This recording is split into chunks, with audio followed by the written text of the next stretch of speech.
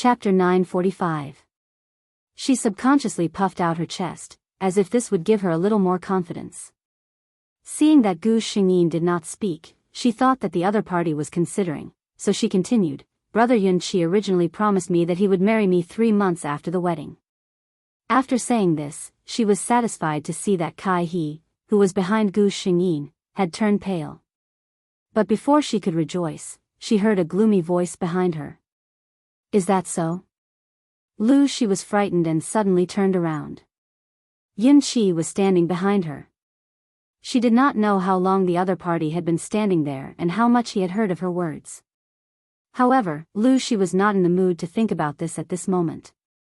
She was so frightened by Yunqi's sudden burst of aura that she could not stand steadily. She had never seen such a terrifying expression on Yunqi's face. The other party's dark eyes stared at her and his expression was frighteningly cold. He looked at her as if he was looking at a dead object. It was clearly a suitable season, but she felt that she had fallen into an ice cave in an instant. She did not doubt that in that instant, Yunqi wanted to take her life. Lu's body started to tremble uncontrollably. Yunqi's voice was very low. This prince did not know that this prince and Miss Lu had made a lifelong vow of love. She opened her mouth and wanted to explain, but she could not say anything. Yunqi stared at her coldly and continued, this prince thought that this prince had already made things clear to Miss Lu back at the pavilion. This prince does not want to be too rude to women, but that is also based on the other party's tactfulness. She was so frightened by his sinister aura that she could not help but take a step back. However, Yunqi did not intend to let her go and stepped forward. His eyes were sinister as he stared at her coldly. This prince will say this one last time. The crown princess is this prince's life. If anyone dares to have any ideas about her, this prince will definitely make them regret it for the rest of their lives. She finally could not bear it and knelt on the ground with a plop. This appearance, Yunqi disdainfully glanced at Shi, who had lost her composure, and coldly shouted, "Scram!" Shi hurriedly got up from the ground as if he had been pardoned and left unsteadily. When Yunqi turned around and looked at Gu Xingyin again, it was as if he had changed into another person. The gloominess on his face disappeared without a trace and was replaced by tenderness in his eyes. He had already tactfully retreated when Yunqi arrived. Yunqi looked at his calm wife and said with a hint of nervousness in his voice, "Ruru." He was a little scared.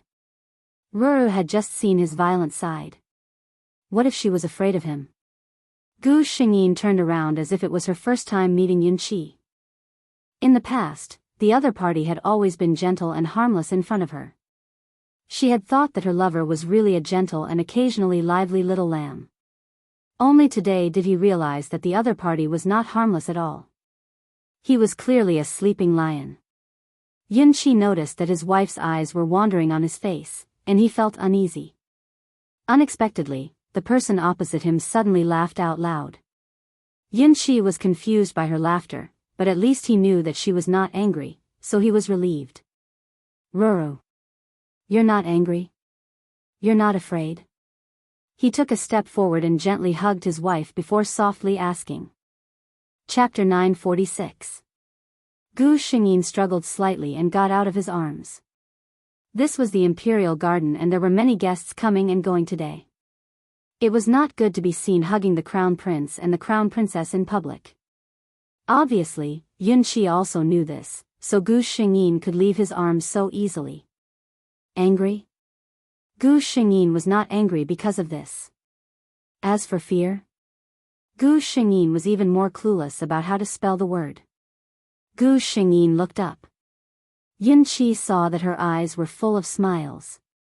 "I'm not angry or afraid. On the contrary, I'm very happy at this moment." Gu Xingyin looked at Yunqi and smiled. She suddenly leaned close and stood on tiptoe to ask Yunqi in his ear, "You just said that I'm your life. Is it true?" A smile suddenly appeared on Yunqi's face. He lowered his head and they could smell each other's breaths. Looking at his little wife's sparkling eyes that were filled with expectation, Yunqi felt that all his anger had turned into infinite tenderness. "It's true. My Ruru is my life." Gu Xingyin's face blushed at a speed visible to the naked eye. This man's skill of sweet-talking was getting more and more irresistible. Seeing Gu Shengyin like this, Yunqi finally couldn't help laughing. Caihe, who was standing nearby, sighed in her heart. She was indeed the crown princess. Just now, His Highness the Crown Prince looked like he would pull out his sword and kill someone in the next second. But the Crown Princess had the ability to coax His Highness into laughing out loud with just a few words. Thinking of this, Caihe became happy again. She was the one who served the Crown Princess. The Crown Princess was loved by His Highness. If they served her like this, wouldn't they feel proud? Gu Shengyin and Yunqi cuddled for a while before remembering to ask him, "Aren't you in the front? Why did you suddenly appear here?" The ministers would also come to congratulate the Empress, but they would not appear in the main hall of the imperial harem. Yunqi coughed. "I just happened to pass by and saw you here, so I came to take a look." He would never admit that he was always paying attention to his wife's whereabouts. When he heard that the young miss of the left Prime Ministers Fu and the Crown Princess were in the imperial garden, he put down what he was doing and hurried over. He happened to hear Lu Shi's words that distorted the truth and made him burn with anger. Gu Shengyin was just asking casually. She didn't need a formal answer. She looked at their clothes and recalled the words she had kept in her heart. "Your clothes?" Yunqi lowered his head and looked at the clothes he was wearing that were obviously of the same style as Gu Shengyin's. He smiled. "I've heard that couples who are very close to each other will wear clothes made of the same material and style. This is called a couple's outfit." Gu Shengyin tried to suppress the smile that welled up in her heart. Couple's outfit, this kind of name that would only appear in modern society several thousand years later, was it born just like this? But she still dutifully asked in confusion, "Couple's outfit?" Yunqi finally reacted. The word couple had not appeared even now. He forced himself to explain, "Couples who are very close to each other are called lovers." Gu Shengyin nodded. "Couples who are very close to each other." She repeated and secretly grabbed Yunqi's hand through her sleeve. The two smiled at each other. Chapter 947. Lu Shi entered the main hall in a daze and was naturally seen by many people. But due to their face, most of the madams were only shocked in their hearts and pretended not to see it. Madame Lu looked at her daughter worriedly and hurriedly pulled her hand to ask, "What's wrong with Shi?" Lu Shi only shook her head and lowered her head without saying a word. For the rest of the time, Lu Shi sat obediently beside Madame Lu without saying a word. When the palace banquet was over, she followed Madame Lu back to her own carriage. Now that there were no outsiders, Madame Lu, who had been worried for a long time, pulled her daughter's hand and asked, "Shi, what's wrong with you?" Lu Shi's emotions that she had endured for an entire day finally collapsed at this moment. She threw herself into Madame Lu's arms and cried. This frightened Madame Lu. How many years had it been since Shi's incident? She had never cried so unscrupulously. Madame Lu only felt that her heart was about to break. After a long time, Lu Shi, who had cried to her heart's content, finally told Madame Lu about what happened during the day. Even Madame Lu took a while to recover from her shock after hearing such words. She looked at her daughter with a complicated expression. To be honest, if Lu Shi wasn't her daughter, she would definitely scold her for being an idiot. Asking the Crown Prince consort to let you and the Crown Prince be together in front of her? Mother. Seeing that Madame Lu didn't speak, Lu Shi dragged her voice and called her. Madame Lu was already thinking about how to apologize to the Crown Prince consort. The Crown Prince consort was the future mother of the nation and the Crown Prince loved her so much. If she didn't like the Lu family, Madame Lu simply didn't want to think about the consequences. And the Crown Prince, his impression of the Lu family now was probably not good. Madame Lu looked at her daughter with a headache. Her eyes were still filled with tears and she seemed to be very wronged. How did she raise such a daughter? When we return to the residence, I will properly teach you the rules. Madame Lu's expression turned cold. This daughter, if she didn't teach her well, she was afraid that she would cause a huge mess in the future. Lu Shi also knew that she might have caused trouble. Thinking of Yunqi's appearance during the day, she was scared to death and didn't dare to say anything. When Gu Xingyin heard that Lu Shi was grounded, she secretly thought that the left Prime Minister's wife was not stupid. Crown Princess Consort, the left Prime Minister's wife requests an audience. A palace maid's voice sounded. Putting a peeled lychee into her mouth, Gu Xingyin didn't even blink.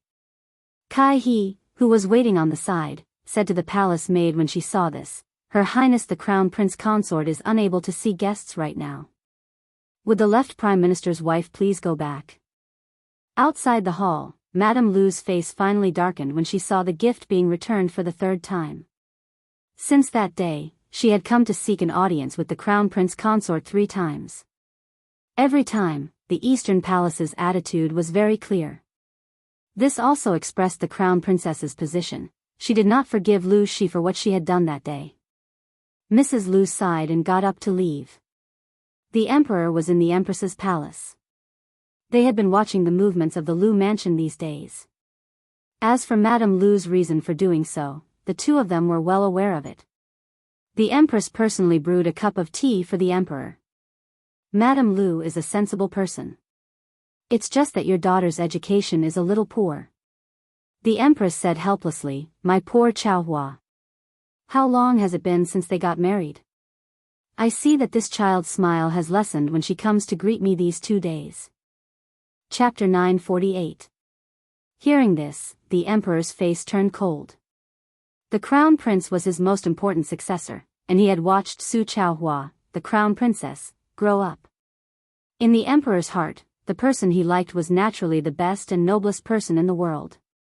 How dare a young lady from the left Prime Minister's residence come between them? The Emperor said, "The left Prime Minister is a good official, but in terms of disciplining his children, he is really bad. I want to teach him a lesson." The Empress just smiled faintly. After the Emperor left, the Empress finally smiled. She had purposely brought up this matter in front of the Emperor. Otherwise, in this man's heart, such a small matter would not attract his attention. But her son, her daughter-in-law, had suffered so much for no reason. Why should she let the instigator off? Another 2 months passed. The harem selection. It had been more than half a year since the Crown Prince's wedding. The Crown Princess was childless, and there were court officials who suggested that the Crown Prince take in a secondary concubine. Just 2 days ago, the Crown Prince and the Empress had both come to find the Emperor. Their meaning was that they were not in a hurry to take in a secondary concubine. "Your Majesty, it has always been a taboo for the eldest son of a concubine to be weak." The Empress only said this one sentence. But it was also this sentence that made the Emperor remember how he had endured the humiliation under the pressure of his concubine brother and imperial father's favorite concubine. The dignified son of the Empress, in front of imperial father, was not as good as a concubine's son. Now, when he looked at the court officials who strongly suggested that the Crown Prince take in a secondary concubine, he was especially unhappy.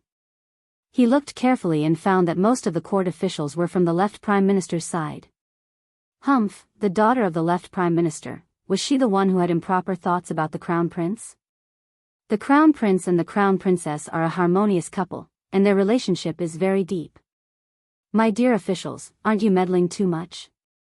The Emperor coldly threw down these words, ending this topic. 10 days later, an imperial edict caused chaos in the left Prime Minister's residence. By the will of the heavens, the Emperor decrees, the daughter of the left Prime Minister, Lady Lu, is very beautiful and elegant. She will be conferred the title of concubine by the Emperor. The left Prime Minister who received the imperial edict sent the eunuch away in a daze. When he returned to his residence, he saw his daughter who had a face of resistance. "What? Concubine of the Emperor? I don't want to. I want to be a yinchi." Pa. Prime Minister Zhua couldn't bear it anymore. He raised his hand and slapped this daughter of his that he had always cherished. He looked coldly at Lu Shi. "Concubine Duan, please be careful with your words." He emphasized the words concubine Duan. Concubines conferred by the Emperor, even if they hadn't entered the palace, were already the Emperor's women. The Emperor's woman kept calling out the Crown Prince's name. Did she think that the lives of the people in the left Prime Minister's manor were too long? 10 days later, the new concubine Duan entered the palace. Central Palace. The empress raised her hand and looked at her newly dyed nails. She asked slowly, "That person from the Lu family has entered the palace?" The person beside her lowered his head submissively. "Yes, Your Highness." The empress nodded. "Send someone to watch her carefully. Don't let her be blind and offend the crown prince and crown princess again." "Yes." Gu Shengyin also knew that Lu Shi was conferred the title of Duan Pin. She was a little surprised. This could be considered to have completely deviated from the plot. After knowing that the emperor made this decision because he knew about the past between Lu Shi and the crown prince, she understood the emperor's idea. This was to make Lu Shi give up completely. Chapter 949. The concubines in the palace were originally very afraid of this concubine Duan. Among this batch of concubines who entered the palace, concubine Duan had the highest family background and the highest status. In these years, the emperor had rarely taken in high-ranking concubines into the palace. Most of them were young and beautiful, raised in the palace for novelty. This concubine Duan came out of nowhere, and many concubines regarded her as a great enemy.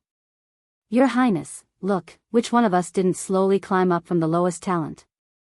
This one from the left Prime Minister's manner. The empress took a sip of tea unhurriedly and gently put the teacup on the short table beside her, interrupting the words on the other side.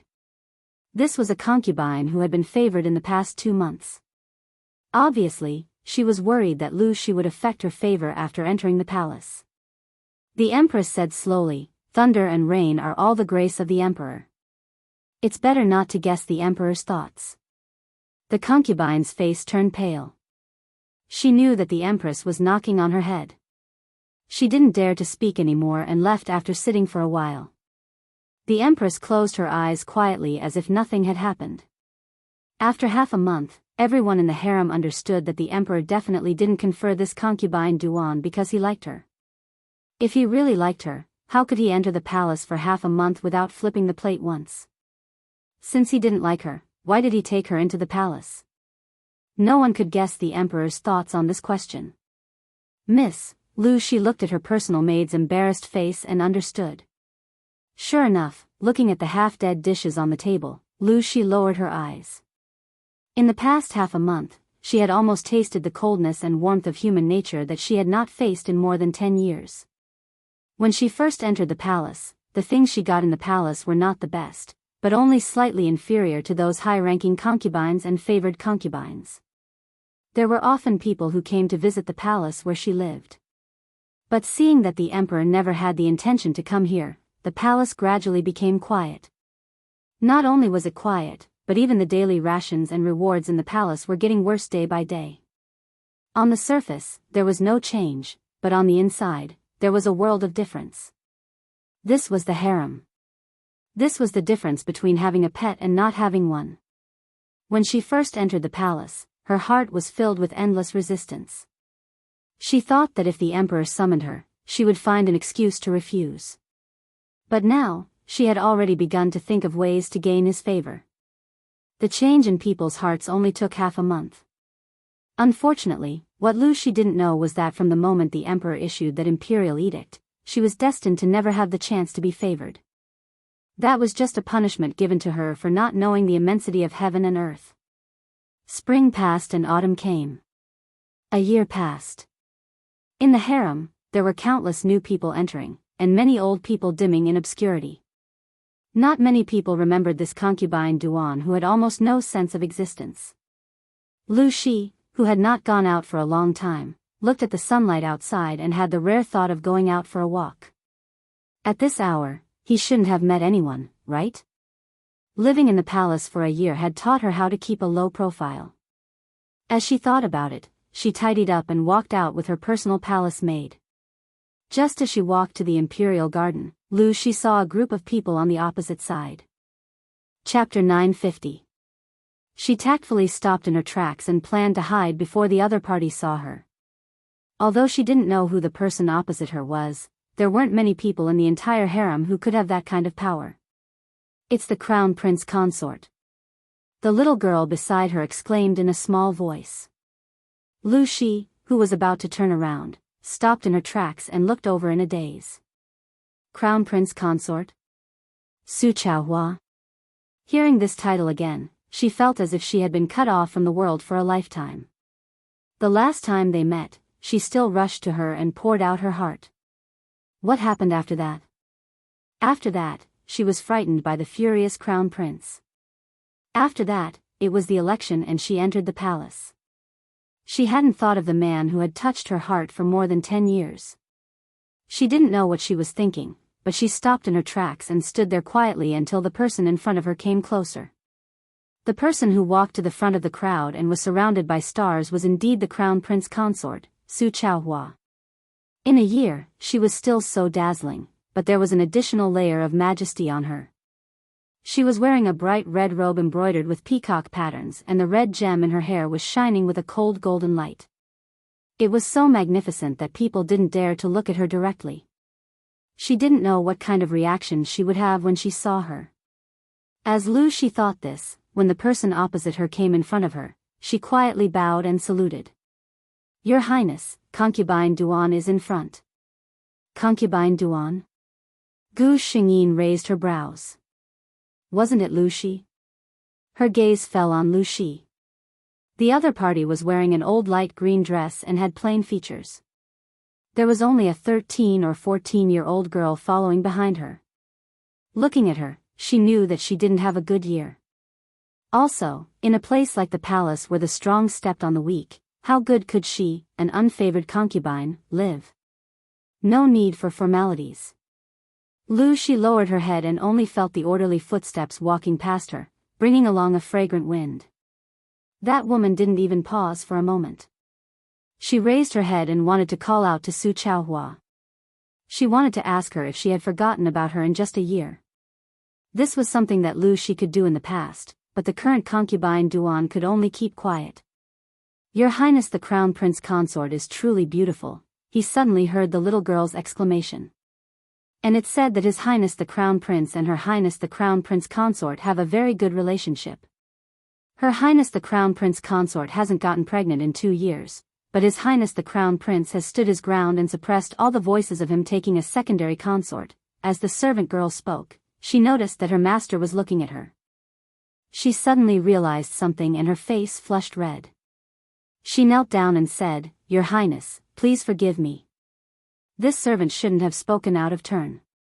Even if concubine Duan was not favored, she was still her master. It was a simple matter to punish a little girl like her. However, Lu Shi was not in the mood to find trouble with a little girl at this time. She only said indifferently, Remember to watch your mouth next time. After the group of people left, Lu Shi looked at the beautiful flowers in the garden. The sun was still so warm, but she no longer had the mood to enjoy the scenery. Let's go back. She was the crown prince consort and was the only favorite in the East Palace. Since she entered the palace, she had never received any favor. Now, she and Su Chaohua were already people from 2 different worlds. Chapter 951. At night, Gu Xingyin was chatting with Yun Qi. In the bedroom, Gu Xingyin's hair had been untied. She was lying lazily on the floor reading a book. Yun Qi was soaking his feet on the chair next to her. Ruru, what kind of book can be read during the day? If you read carefully, you will hurt your eyes. Yun Qi said to Gu Xingyin helplessly. Gu Xingyin looked up at him. I will just read for a while. There was no one to serve them in the inner hall. So Yun Qi, the crown prince, dried his feet with a cloth towel and sat on the couch. He pulled Gu Xingyin into his arms. The 2 of them read the travel notes in Gu Xingyin's hands. Right, I saw concubine Duan today. Gu Xingyin suddenly tilted her head and said. Yun Qi heard this unfamiliar name and paused. Concubine Duan? Seeing him like this, Gu Xingyin knew that he probably didn't know who concubine Duan was. She was in a very good mood and said with a smile, the legitimate daughter of Prime Minister Zhua, the one who entered the palace last year. When she said this, Yun Qi remembered. Wasn't she talking about Lu Shi? He didn't know why Gu Xingyin suddenly mentioned this. He frowned. Since that time a year ago, I haven't seen her again. He lowered his head and saw Gu Xingyin smile that she didn't have time to withdraw. He immediately understood what was going on. He pretended to be angry, but his hands tightly locked her in his arms. Well, you deliberately said it for me to hear. He moved his hand and pinched the soft flesh on Gu Xingyin's waist. Ha ha ha, itchy. This was Gu Xingyin's Achilles heel. She couldn't bear it and hid in Yunqi's arms. Yunqi's heart was tied to her, and he was at the age where he was full of vigor. However, she was still twisting in his arms with her clothes untidy. The saints couldn't help but seduce him. Yunqi naturally had a reaction. The two of them were husband and wife, so there was naturally nothing to hide.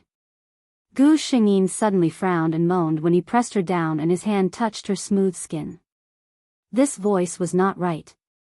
Yunqi immediately stopped and asked, "What's wrong?" Gu Xingyin frowned as he felt a throbbing pain in his lower abdomen. She wasn't someone who didn't know anything about this. She already had a guess in her heart. However, he couldn't say it out loud. It wouldn't be good if he made her happy for nothing. She only said, "Maybe I ate something bad last night, so I feel a little uncomfortable." How could this be? Yunqi had always held people in the palm of his hand and was afraid that he would use too much force. Hearing this, he immediately sent for an imperial physician. Upon hearing that the crown prince consort of the Eastern Palace was unwell, the imperial physicians on duty hurried over. "What do you think?" Yunqi asked anxiously as he looked at the old master's thoughtful expression. The imperial physicians of the Imperial Physician Institute were indeed skilled, but their movements were so slow that it made one anxious. Finally, after frowning for a long time, a smile appeared on the imperial physician's face. "Congratulations, Your Highness the Crown Prince." "Congratulations, Your Highness the Crown Prince Consort." "Your Highness is rejoicing." The imperial physician hurriedly congratulated. "She's rejoicing?" Yunqi's expression went blank for a second. Ever since Rur turned 18, there was no longer any problem with her body. He no longer ate those dishes. However, he didn't expect the good news to come so quickly. "Reward," Yunqi said with an excited smile when he came back to his senses. The news that the Eastern Palace was rejoicing spread throughout the harem in less than 15 minutes. Chapter 952. Are you serious? The Empress had just finished washing up and hadn't rested yet. She was surprised and delighted when she heard the news. "Replying to Your Majesty the Empress, many imperial physicians have confirmed that the Crown Princess is already a month pregnant." The eunuch who came to report the news respectfully replied. The Empress couldn't help but smile. She said, "Reward her well," she said to the people around her. The Empress stood up again. She didn't look as dignified as she usually did. She just murmured, "I have to see if there are any suitable things in the storeroom to nourish Chaohua's body. She is so young. She has to be careful with her first child. Why don't I go see her now?"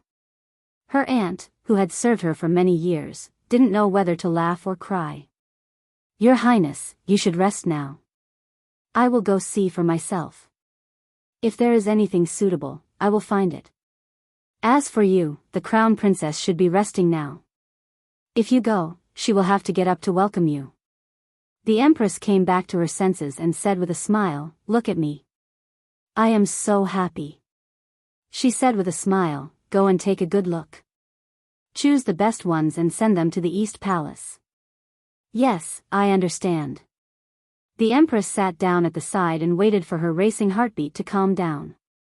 There was no news about the Crown Prince and Crown Princess's marriage for 2 years. She clapped her hands and told the Crown Princess not to be anxious every time this was mentioned. But how could she not be anxious? Seeing that the other princes' wives and concubines were all pregnant one after another, only the Eastern Palace did not have any news. Although the emperor didn't want the eldest concubine's son to be born before the legitimate one, it was better than nothing. If there was no news, she didn't know how long it could be delayed. Thank goodness, there was finally news from Chaohua. The Empress was overjoyed. The Emperor also got the news at about the same time. His reaction wasn't much worse than the Empress. He immediately ordered people to send countless precious herbs to the East Palace. The Empress Dowager's longevity palace didn't fall behind. Everyone paid enough attention to the Crown Prince's first child. In the Eastern Palace, Gu Xingyin had already been carefully helped onto a bed to rest. Yun Qi sat on the edge of the bed with a silly smile on his face. He looked straight at Gu Xingyin and smiled. Gu Xingyin couldn't bear to look at the man's smile. If an outsider were to see this, who would dare to believe that this was the decisive crown prince? Yun Qi was really happy.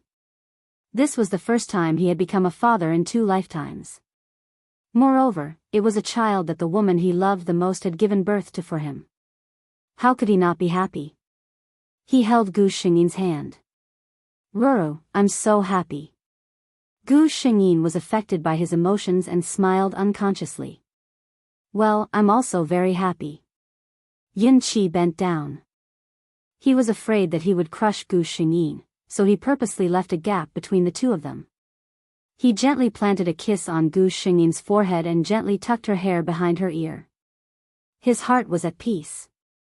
Here was his beloved wife. He reached out and gently stroked Gu Xingyin's flat belly. Here was a child connected to his blood. Yun Qi had never been so grateful to God. He was grateful to God for letting him come to this world. He was grateful to God for letting him meet her. Chapter 953. By the time Lu Shi received the news, it was already the next day. For a concubine like her, it was naturally impossible for someone to specially inform her that the crown princess was pregnant. The only reason she knew about this was because her servant girl had overheard the other servant girls in the palace discussing this matter when her servant girl had gone out. It should be said that the entire palace was discussing the crown princess pregnancy. Lu Shi did not know how she felt when she heard this news. Perhaps she was a little disappointed. When someone was living a better life than you, it was easy to make you jealous. However, if that person was living a much better life than you, the difference between the two was like the difference between heaven and earth. That kind of unwillingness and jealousy would instead fade away. Su Chaohua felt this way for Lu Shi. But she never wanted Su Chaohua to live well. Even though she had already accepted her fate, Lu Shi always felt that if there was no Su Chaohua, then everything she had now would be hers. The Eastern Palace's exclusive favor, the noble status that all women in the world envied, could be hers. She used to have a reason to comfort herself. So what if Su Chaohua was favored? She was not pregnant for 2 years. No matter how much the crown prince loved her, he could not always guard her. One day, the crown prince would marry a concubine and have a child with another woman. But now, Su Chaohua was pregnant. She had all the glory and longing that a woman could think of. Her existence seemed to be born to make people jealous. Lu Shi thought blankly. If Su Chaohua was like this, then what about her? She looked up at the cold, empty, and damp palace. No one cared about it for many years. It was always dull and quiet. It was so dim that even the sunlight could not shine in. Whether it was the old furnishings or the numb expressions of the palace servants, it made people feel that this was a place to quietly wait for death. People here would feel that time was passing very slowly, but he himself was aging very quickly. It was only a year, but Lu Shi felt as if she had lived a lifetime. The Eastern Palace was completely different from this. The entire Eastern Palace was jubilant. Early in the morning, the Empress personally came to the Eastern Palace. She pulled Gu Xingyin, who stood up and bowed, and said angrily, "Why are you still talking about these empty formalities at this time? Take good care of the fetus and give birth to a healthy heir for the crown prince." Gu Xingyin could only smile and agree. When it was almost noon, the emperor and the crown prince came together. The Eastern Palace suddenly became very lively. The two most respected couples in the world had lunched together as if they were ordinary people. After lunch, the crown princess needed to rest according to the grand physician's instructions, so the emperor and empress left first. Gu Xingyin lay on the bed and looked at Yun Qi, who was about to leave. She suddenly wanted to act coquettishly. "Come and sleep with me," she said softly. Yun Qi said in surprise, "What's wrong? Can't sleep?" Gu Xingyi nodded seriously. I want to sleep in your arms.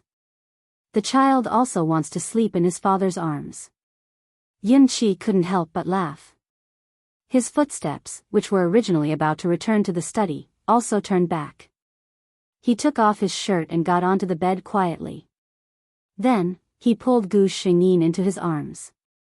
The familiar lotus fragrance wafted into Gu Xingyin's nose, and a satisfied smile appeared on his face. Yin Qi lowered his head and kissed her forehead. Crown princess who loves to act coquettishly, quickly rest. Chapter 954. Gu Xingyin squeezed into Yin Qi's arms and closed her eyes in satisfaction. But after a while, she opened her eyes again. Imperial father and imperial mother both hope that the child in my stomach is a boy. What if it's a girl? Her large eyes blinked. From Yin Qi's angle, he could clearly see her long and curly eyelashes. She was thinking too much. Yin Qi couldn't help but laugh. But when he thought about it carefully, if there was a little girl who looked like Ruru and blinked her large eyes and looked at him, Yin Qi couldn't take it anymore. Just thinking about that scene made his heart melt into a puddle of water. I like girls. Our daughter will definitely be like Ruru, the most beautiful little princess. I want to spoil her and make her the happiest princess in the world. Yin Qi's eyes revealed a trace of longing. Gu Xingyin stared at him for a while. After confirming that he was telling the truth, she nodded in satisfaction. Very good, he didn't have any preference for boys over girls. But, after thinking for a while, she was conflicted again. It would be best if this child was a boy.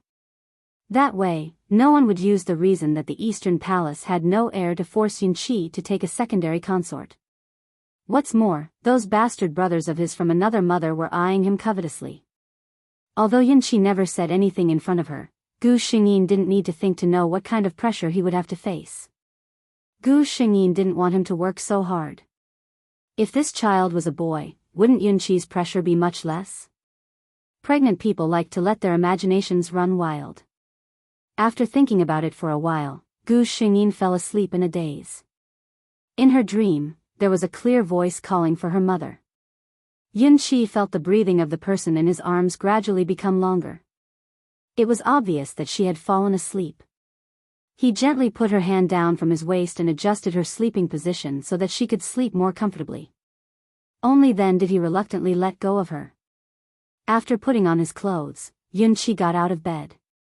The tenderness that only belonged to that person on his face disappeared, and he became the awe-inspiring and unapproachable crown prince once again. Serve the crown prince consort well. Wake her up in an hour. She can't sleep for too long. Yin Qi gave a few orders to his personal servants in a low voice before going to the study to deal with the unfinished business. Gu Xingyin was woken up by Caihe. There was no familiar embrace by her side. It was obvious that the man had left after she fell asleep. She sat up and allowed the palace maids to dress her up. She was supported by someone as she strolled slowly in the small garden of the Eastern Palace. The days passed peacefully and warmly. In the blink of an eye, several months had passed. During this time, concubine Duan asked to see Gu Xingyin several times. Gu Xingyin refused without hesitation every time. She was now pregnant with a child, and that Lu Shi, although Gu Xingyin was sure that she would not dare to have any ill intentions towards her. But that woman most likely did not have any good intentions towards her. Of course, she would not let anything that could threaten her get close. Her stomach was very big, and she would find it difficult to walk normally. The imperial physicians were even more careful in their care. They checked her pulse 3 times a day and did not dare to relax at all. When it snowed for the first time in winter, Gu Xingyin's stomach finally started to move. Yin Qi stood outside the hall for an entire night. The first light of dawn shone on the glazed eaves of the Eastern Palace. It reflected a dazzling light on the thin layer of snow, causing his vision to blur. Clear cries came from inside the hall. Chapter 955. Yin Qi's eyes widened a little. His numb body, which had stood for an entire night, moved a little and almost stumbled. A midwife happily walked out from the inner hall and gave him a joyful smile. "Congratulations, Your Highness the Crown Prince, it's a little imperial grandson. Both mother and child are safe." Yun Qi's expression was a little dazed. He heard the midwife's words, but those words seemed to have no meaning in his ears. The only thing he was sure of was that the midwife's face lit up, which made him feel relieved. He lifted his leg and walked into the inner hall. However, before he entered, he heard a weak cry. There was clearly some commotion in the inner hall, and then someone walked out. Seeing him, they quickly bowed and couldn't hide the joy on their faces. "Congratulations, Your Highness the Crown Prince. Her Highness is pregnant with twins, a dragon and a phoenix." Yun Qi reached out to push the midwife away and walked into the inner hall with a nervous expression. At this time, Gu Xingyin had just been helped to change her clothes. The palace servants were still tidying up, and the entire hall was filled with a strong smell of blood. Seeing Yun Qi, the palace servants all bowed. Yun Qi waved his hand and walked straight to Gu Xingyin's bed. She hadn't lost consciousness and was just lying on the bed. The hair in front of her forehead was wet with sweat. It was enough to imagine the pain she had just experienced. Yun Qi murmured, "Ruru." Gu Xingyin slightly raised her head to look at him. She was really tired now. This kind of movement made her feel very exhausted. Yun Qi didn't say anything. He just reached his hand under the blanket and gently held her weak hand, calling out "Ruru" over and over again. The wet nurse who was taking care of the children looked at His Highness the Crown Prince with some emotion, her heart shocked. It wasn't the first time she saw a rich family's madam give birth. But this kind of situation was the first. She had given birth to twins, but the male master only had his mind on his wife. Those two children hadn't been looked at by their father even until now. As she watched, she felt a bit envious. She had seen a lot of things that happened in rich families. Among those couples, how many of them had true feelings for each other? This crown princess not only had a noble status, but even rarer was that she held His Highness the Crown Prince's unreserved sincerity. Indeed, there was no way to compare people to each other. The Eastern Palace gave birth to twins of a boy and a girl. The Empress was overjoyed. The Emperor personally bestowed names to his grandson and granddaughter. The boy was named Zhao and the girl was named Shi. In the royal court, no courtier dared to bring up the fact that the crown prince consort was childless. The birth of a dragon and phoenix was an extremely rare occasion of great joy. His Highness the Crown Prince had always loved the crown princess like a treasure. Now that the crown princess had just given birth to a child, who would dare to be so blind as to cause trouble? It was very lively outside. She was lying on the bed. She was a little hot. A few days ago, during the heavy snow, the nobles in the palace were all praising the beauty of the snow scene and praising the emperor for his wisdom. The next year would definitely be a bumper harvest. Only her place was cold and damp because of the sudden drop in temperature and the lack of enough charcoal. In such weather, she unexpectedly caught a cold. But now, the entire palace was celebrating the joyous occasion in the Eastern Palace. All the imperial physicians in the Imperial Academy of Medicine were focused on the three noble masters. Who would pay attention to her, this little consort who wasn't favored and didn't have any sense of existence? The little girl went to beg for some, but unfortunately, it was like a cup of water on a burning cart of firewood. After a month, she couldn't even get out of bed. Chapter 956. Your Highness. The little girl raised the brazier in an attempt to warm up the cold hall. However, the poor quality of the charcoal fire made people want to cry. She even felt that her breathing was a little irregular. The faint sound of music came from outside. "Why is it so lively today?" She gasped and asked. The little girl wiped her eyes and replied, "Today is the 1-month celebration of the 2 little imperial grandsons in the Eastern Palace. The Emperor and the Empress are holding a banquet for the officials." The little imperial grandson's 1-month celebration, She thought absent-mindedly. In the past few months, she had not paid attention to the movements in the Eastern Palace for a long time. There was a commotion outside, and the little girl hurriedly went out. There was a faint voice outside, but Lucy could not hear it clearly. After a while, the little girl walked in happily, dragging something covered with a red cloth in her hand. She said happily, the imperial grandson's 1-month celebration. The empress ordered the harem to give a big reward. This was just given. She looked at the food and jewelry inside. It was not a very good thing, but it was rare for her now. After entering the palace for several years, she had not been favored. Her family seemed to be getting colder and colder to her. Her mother was thinking of her, but she was a woman with an external title. Unless they could find time to see each other, how could mother and daughter meet normally? Take it and use it. She said. This little girl was the only one who was by his side now. The little girl was a little puzzled. Your Highness, these are all good things. This servant is not qualified to use them. She smiled.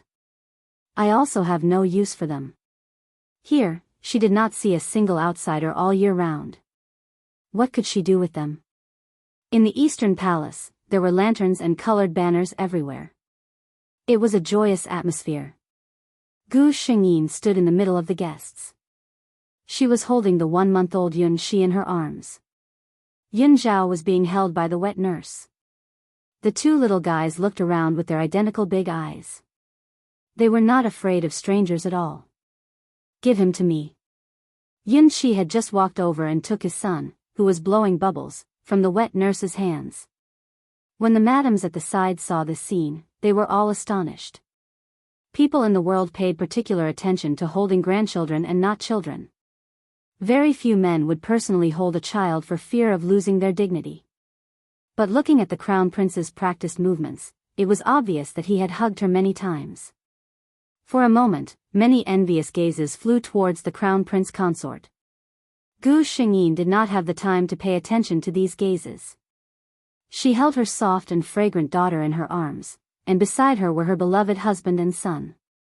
This small area seemed to be isolated from the surroundings. The hustle and bustle around her had nothing to do with her. Only this corner, only her and the people around her were real. She raised her head and looked at Yun Shi with a smile. Yun Shi happened to lower his head and look at her. Their gazes locked in midair. Yun Shi suddenly lowered his head and whispered in her ear, let's raise Zhao, and Shi, well. We won't have other children in the future, okay? After saying this, he realized that these words could easily cause misunderstandings.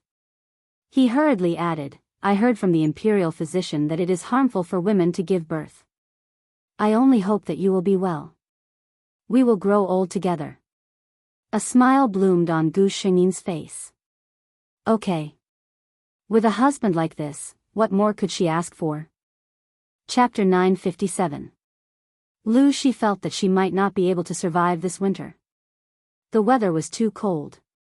The cold and damp wind came from the empty hall, from the windows that could not be tightly closed, from the slippery ground, from every corner, and surrounded her.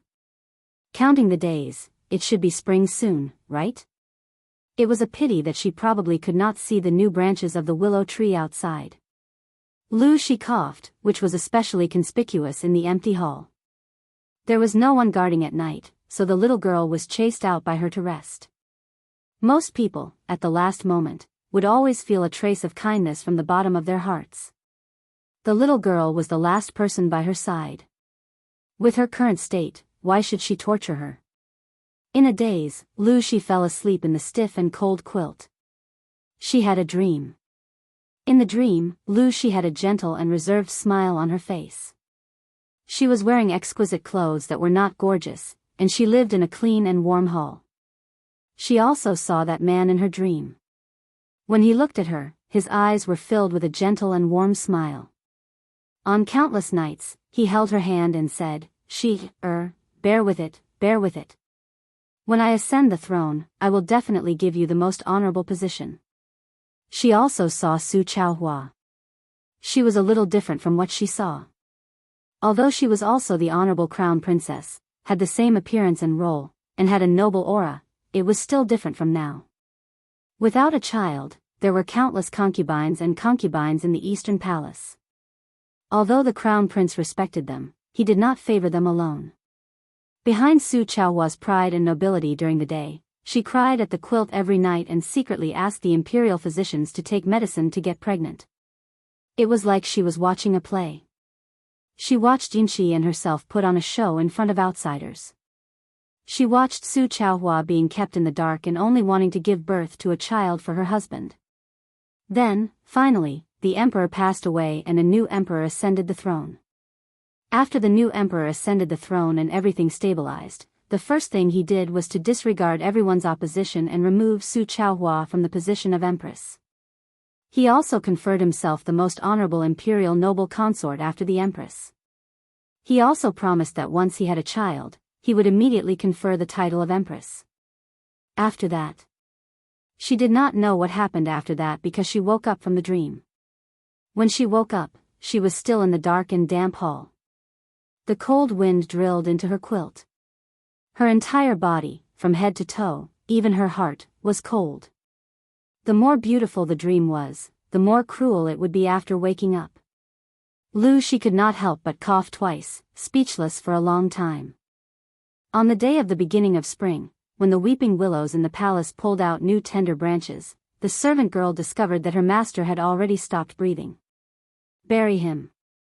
It's such a good day. What bad luck. The empress heard the servant's report. She didn't even lift her eyelids and said lightly. Gu Xingyin, who was playing with the two children in the palace, also heard the news. She was stunned for a moment, but soon after, her expression returned to normal as she shook the rattle drum in her hand. Those irrelevant people, regardless of life or death, had nothing to do with her life. Your Highness, His Highness saw this outside the palace today and ordered this lowly one to deliver it to you. Gu Xingyin opened the box. Inside were 4 lifelike sugar figurines, himself, and the 2 children. She held the box in her hand and turned back to look at her son and daughter who were hugging each other. Her heart was at peace. The years were peaceful and good. Chapter 958. Noble and happy for a lifetime. This was the best description of Empress Wen Su Chaohua's life. Emperor Zhao Yunqi was the only emperor in the 500 years of history of the Great Lai dynasty who never had a concubine. According to historical records, Emperor Zhao reigned for 20 years and passed the throne to his only son, Emperor Xian Yuan Zhao. After that, he and Empress Wen retired to the Nanshan Palace and lived happily. This pair of husband and wife also became the favorite subject of novels and television dramas in the future.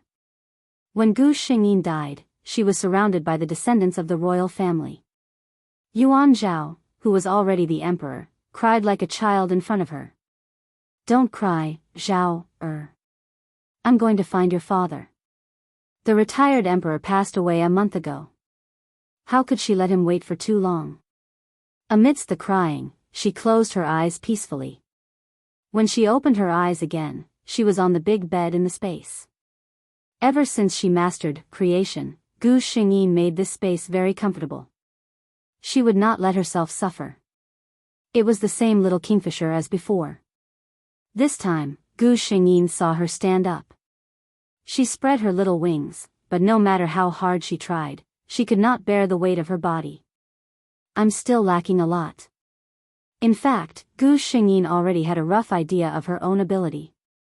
The stronger the soul, the stronger the perception of certain things. She already knew that she did not have the power to create a complete living thing, but she could not help but want to try. It was an expected failure. With a calm face, Gu Xingyin said, "System, let's go to the next world." The system silently activated the soul transfer. It was oppressive, cramped, and suffocating. Gu Xingyin did not open her eyes. She could clearly see where she was. This used to be a magnificent temple. Why was it once? Because those dazzling reliefs had already lost their luster, the white jade flooring had even started to crack. Everything had lost its color. And she was the only person sitting on that high and mighty divine throne. No, it should be said that she was a god. He felt the power in his body. That weak but persistent flow was indeed genuine divine power. How could a god be in such a pitiful state? System, accept the plot. Memories flooded into her mind like a tidal wave. Gu Xingyin finally understood why this god had become like this. This was a Western fantasy world. Tens of thousands of years ago, it was the era when the gods flourished. At that time, people wholeheartedly believed in their gods. The gods also used their enormous power to protect their believers. The stronger the believer's faith, the stronger the god's power. The body that Gu Xingyin had transmigrated into was the goddess of nature, Katrina. The goddess of nature was one of the 5 main gods of the divine court. She was also one of the most powerful gods. Her believers were all over the continent, and her temples stood in every corner of the continent. But everything was changing. Humans are developing, and they are beginning to be dissatisfied with the status quo. As a result, more and more forests were cut down to build houses, and more rivers were filled up to make fertile fields. The goddess of nature's domain was reduced again and again, and her power was gradually weakening. The most frightening thing was faith. Humans no longer believed in gods. They felt that they could live well on their own. And because the gods were weak, they rarely appeared in front of people. Some people even began to question the existence of the gods. To the gods, this was simply a huge disaster. Chapter 959. Some of the weaker gods fell into a deep slumber as a result. Some could not even maintain their true spirits and directly dissipated between heaven and earth. Only the more powerful gods could still maintain their consciousness and true spirits. They persevered in the gods' court, waiting for the humans to wake up. As a powerful Lord God, although Katrina's power had been greatly weakened, she would not be fatally injured as a result. She would slowly guide her believers and shine the light of the goddess of nature on the continent again. She would rebuild the majestic and glorious god's palace on the continent. Unfortunately, before she could wait for her inheritor, she met someone. Among the humans, the group of people who were closest to gods were called oracles. They could listen to God's will and were responsible for spreading God's light to every inch of land. For tens of thousands of years, oracles had been the most honorable group of people on the continent. Even the emperor of the most powerful empire was a believer of God and dared not disrespect oracles. However, that glory was in the past. With the gradual collapse of faith, even the gods had lost their dignity, not to mention the oracles who relied on the gods to exist. The era where oracles of any god could be treated with respect by all the nobles and where oracles of lord gods could even change the dynasty was over. Now, some oracles would even be questioned and ridiculed when they went out to reveal their identity. They did not even believe in gods, let alone oracles.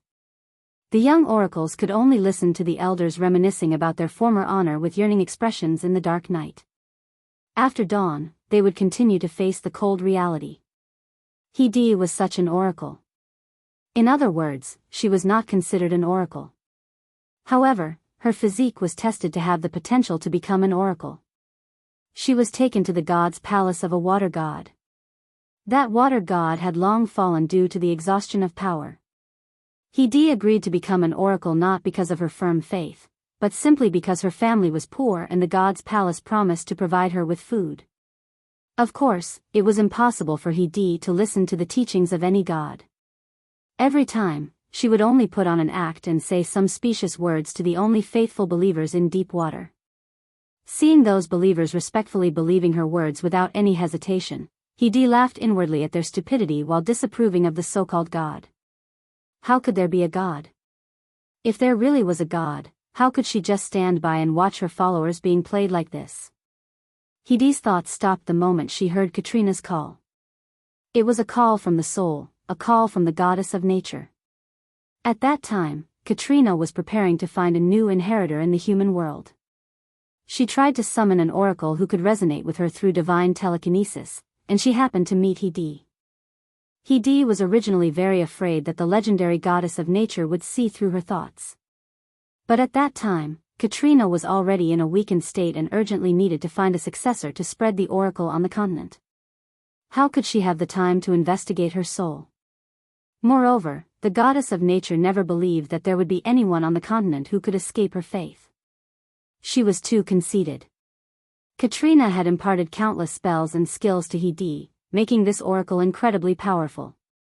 However, the gods didn't know that human desires could never be satisfied. Chapter 960. He became more and more powerful.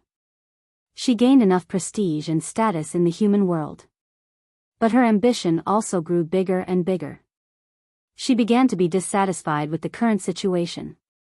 She was the one spreading the gospel of God, answering the questions of her believers, and inheriting the faith of the goddess of nature. But everyone only had eyes for the goddess of nature. Most of the power of faith from the believers flowed into the body of the goddess, and the oracle could only get a small part of it.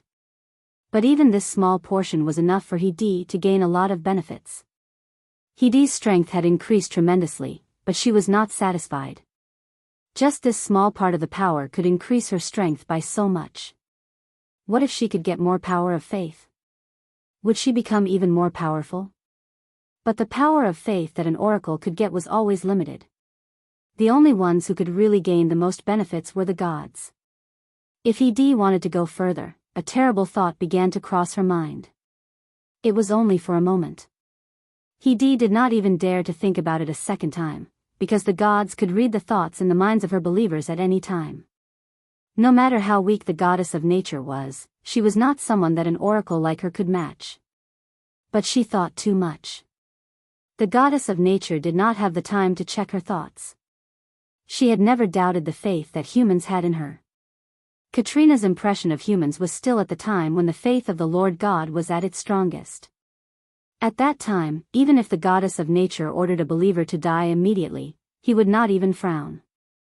He's ambition expanded infinitely under the continuous growth of her own strength and Katrina's indulgence. Finally, one day, He did the most heinous thing in the world: she killed a god. By the time someone realized that something was wrong, everything had already been settled. The goddess of nature, Katrina, who had dominated the holy court for hundreds of thousands of years, had fallen, and the new goddess of nature, He was born. None of the people on the continent knew what had happened.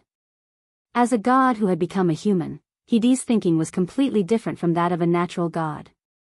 She knew that it was impossible to wait for the humans to wake up on their own. Any human who dared to offend the goddess of nature's territory would be mercilessly punished by the heavens. Under such circumstances, the reputation of the goddess of nature spread out. More and more humans became believers of this powerful goddess, and she became more and more powerful. Finally, one day, she suppressed the other four main gods and became the only supreme god of the celestial court. 10,000 years later, everyone believed in their one and only supreme god, He. No one knew that the one who had been silently protecting them for hundreds of thousands of years was the goddess of nature, Katrina. Gu Shengyin silently sorted out the plot in her mind and was a little speechless. She said, "System, are the gods in this world all otherworldly?" After reading the story, the goddess of nature, Katrina, was just a naive and sweet girl with a cold expression. The difference in strength between her and He was so great. Clearly, as long as she was a little wary, He could be crushed to death with a stretch of her hand. However, this really cold and pretentious sweet goddess was able to play such a good hand to such a state. The system was silent for a moment, probably trying to organize its words. Katrina isn't stupid, she's just too confident in her beliefs.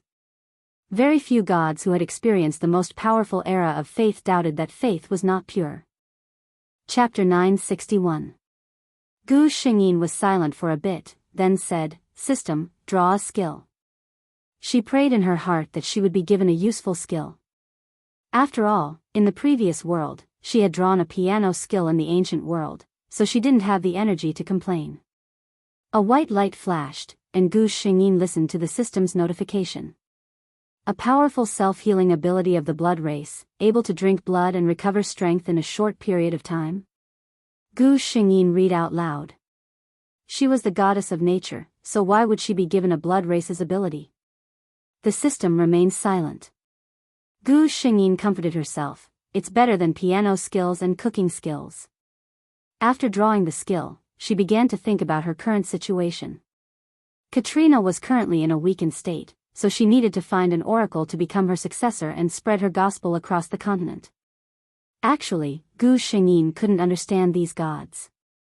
Even though he was already so weak, he still had to wait for an oracle to spread his faith. If she couldn't find one, she would continue to wait. Couldn't she spread it herself? When Gu Shengyin asked this question, the system remained silent. This was a question that even the system hadn't thought of, let alone the gods. The system replied, "The gods are of noble status, how could they do such a thing themselves?" Gu Shengyin sneered, "That's what I don't understand. You can't even maintain your true spirit, yet you're still not thinking of a way to spread your faith, but relying on the power of an oracle to spread your believers." Perhaps she wasn't a real god, so she couldn't understand the pride and nobility of these so-called gods. She only knew that she was here to complete a mission. As long as she could stop Hetty from becoming her oracle, prevent her from being killed, and spread the faith of the goddess of nature Katrina throughout the continent, her mission would be considered complete. As for the process, the laws of the world didn't stipulate that gods could only sit on their thrones and look up at the stars every day, right? The figure on the throne flickered and disappeared without a trace. At the same time, a green-robed woman with light blonde hair appeared in the hall.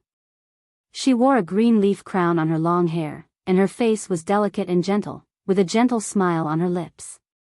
In her right hand, she held a magic wand that was about the same height as her.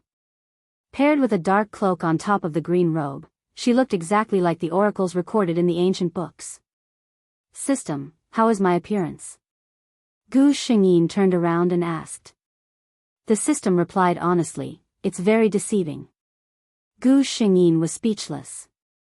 He knew it wouldn't say anything nice. Also, what was deceiving? The goddess of nature had personally transformed into an oracle. Was there anything more realistic than this? However, the system's words as his appearance. Gu Shengyin's lips curled into a mysterious smile. Then let's set off and begin the journey of the goddess of nature's faith. With her, an omnipotent oracle, she would like to see what he, who was merely an oracle of a fallen god, could do. Lord Roy, that 9-colored deer ran into the green light forest. The mighty group of knights stopped outside a lush forest. Their prey had just escaped from here. The green light forest was the domain of the goddess of nature. It was said that the goddess of nature had once given an oracle that all creatures that entered the green light forest would be protected by her. Chapter 962. Unless they gave up on the hunt, they would have to enter this forest to continue chasing their prey. Lord Roy. All the knights looked at their master. After all, the green forest was the domain of the goddess of nature. The legends of the 5 main gods had lasted for tens of thousands of years on this continent. Even though humans no longer respected the gods as much as they did in the past, they still respected the goddess of nature from the bottom of their hearts. The leading knight was called Lord Roy. He had long golden hair that was as dazzling as the sun. It was carefully tied up and let down behind his head. His face was completely different from the color of his hair.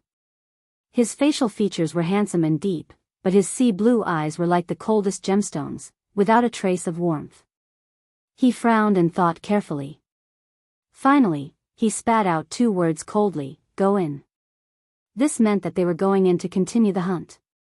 One of the knights in the team hesitated, "But Lord, this is the domain of the goddess of nature." Roy coldly raised the corner of his lips. "The goddess of nature?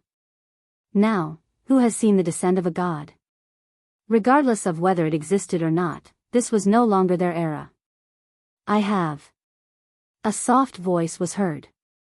This voice seemed to come from a very far place because it sounded faintly discernible in the eyes of the knights. However, she was clearly very close to them, so close that it was as if she was whispering in their ears.